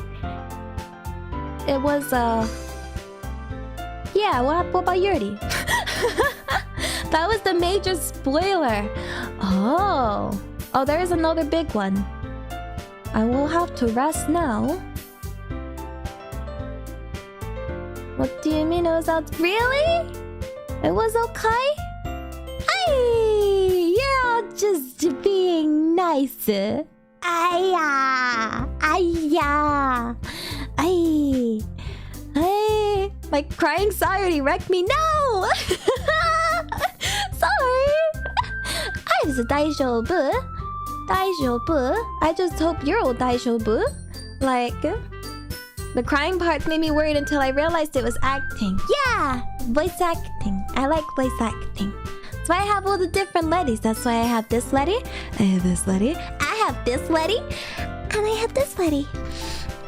That's why I have all the letties. And I'm building up my letty collection. Oh no! I'm so sorry. I didn't mean to put any daggers in anyone's heart. Ah! No! Pira! Arigatou gozaimasu! Your voice acting was amazing, lady. So much emotion. Truly powerful. Pira! Imoto, arigatou! Again, thank you so much for all that reading. Yeah, I didn't think I could read for so long. I did my best to try and read every single word for you all. We've all been through this before, so we expected the plot. However, your VA and reactions were great. Yay! Yay! I need a green and blue version. Yeah! Yeah! So, it's the weekend, and then on Sunday, I'll be releasing my schedule. But we'll make sure there's another Doki Doki stream of fun. Yeah! Karil, you were getting a haircut. Did Yuri suck our figure? Heck yeah, she did, and then we sucked hers.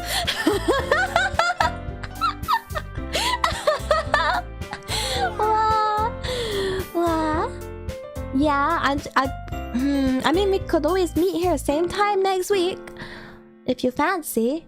Like, I have watched a lot of anime. I've played many visual novels.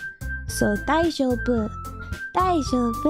yeah, daijoubu, yeah. We wanna meet here next week so we can play with our.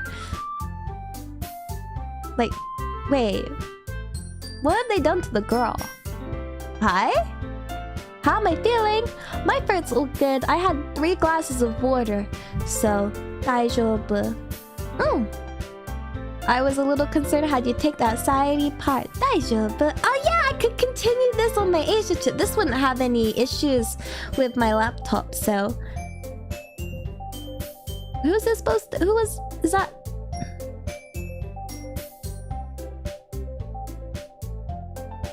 Now they're both Monica? Now we have 2 Monicas. We don't need 2 Monicas. Eh?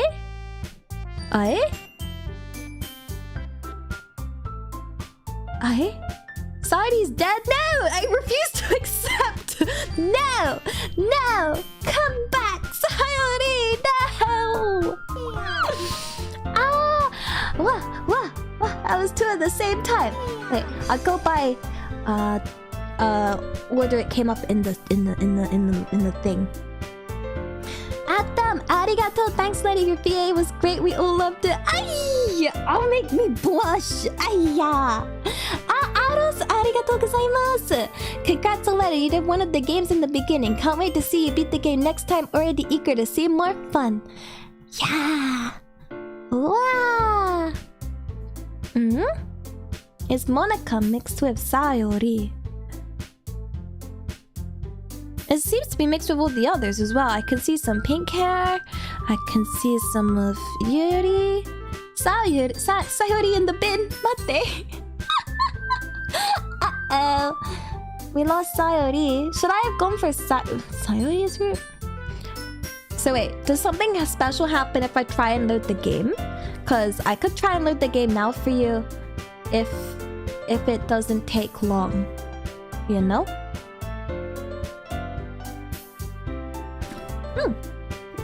Yeah.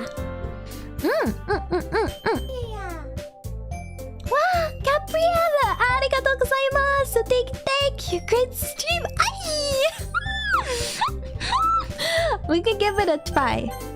Yeah?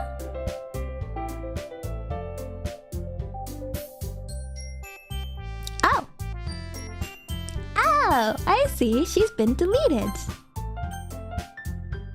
Okay. the void. And we're in the void. We're in the void. Because if I click start new game, it will, yeah. Hashtag who's Sayori? Wait, are they all gonna forget her?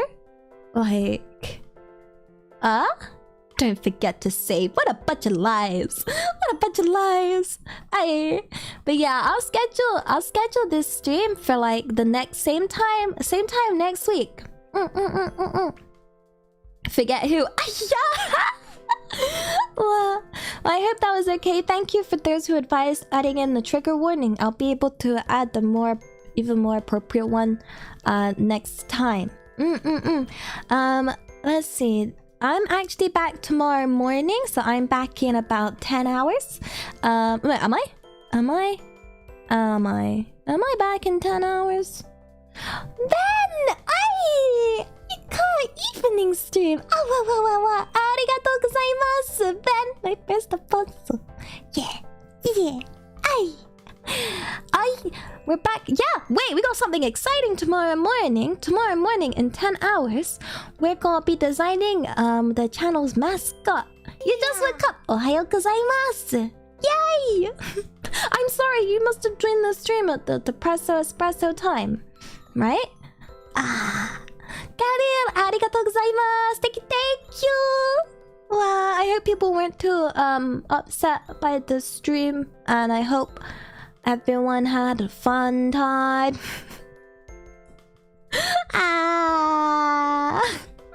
I guess you, at least it's not a new game, so you kind of knew what you were clicking into, right? So yeah, so it was, yeah. So that's why. Let me see if there's anywhere I can send a few for now. But yeah, most people play. Wait, when did this come out? I feel like maybe this came out a long time ago. How many years has it been? The redirect. Maybe I can send you. I don't know if anyone is streaming. Oh, Peony is. Yeah. Arigatou Dark Star for the modding. Thank you. Wah, Sanifa, arigatou gozaimasu. What are you talking about? Is me? Some people said they may have been stabbed by the crying, but it's daijoubu. It's daijoubu. Oh, sorry, I'm lagging. My computer's on fire. But I hope everyone has wonderful days if it's daytime for you, and if it's nighttime like it is for me, I hope you have a super wonderful sleep. And thank you for chilling with me. I'm gonna play it again next week. I'm gonna play it this time next week. Yeah. I'm glad. I have so many games I decided like years ago. I was like, one day I wanna stream these games, be VTuber, and I avoided playing them. Also, as a student at the time, so that really helped me focus on my studies. So yeah. 5 years is okay. I've had some worse. Okay, I'm gonna go before my frame rate goes into an oblivion. Bye bye. 大好きだよ. I love you. Thank you. Isa.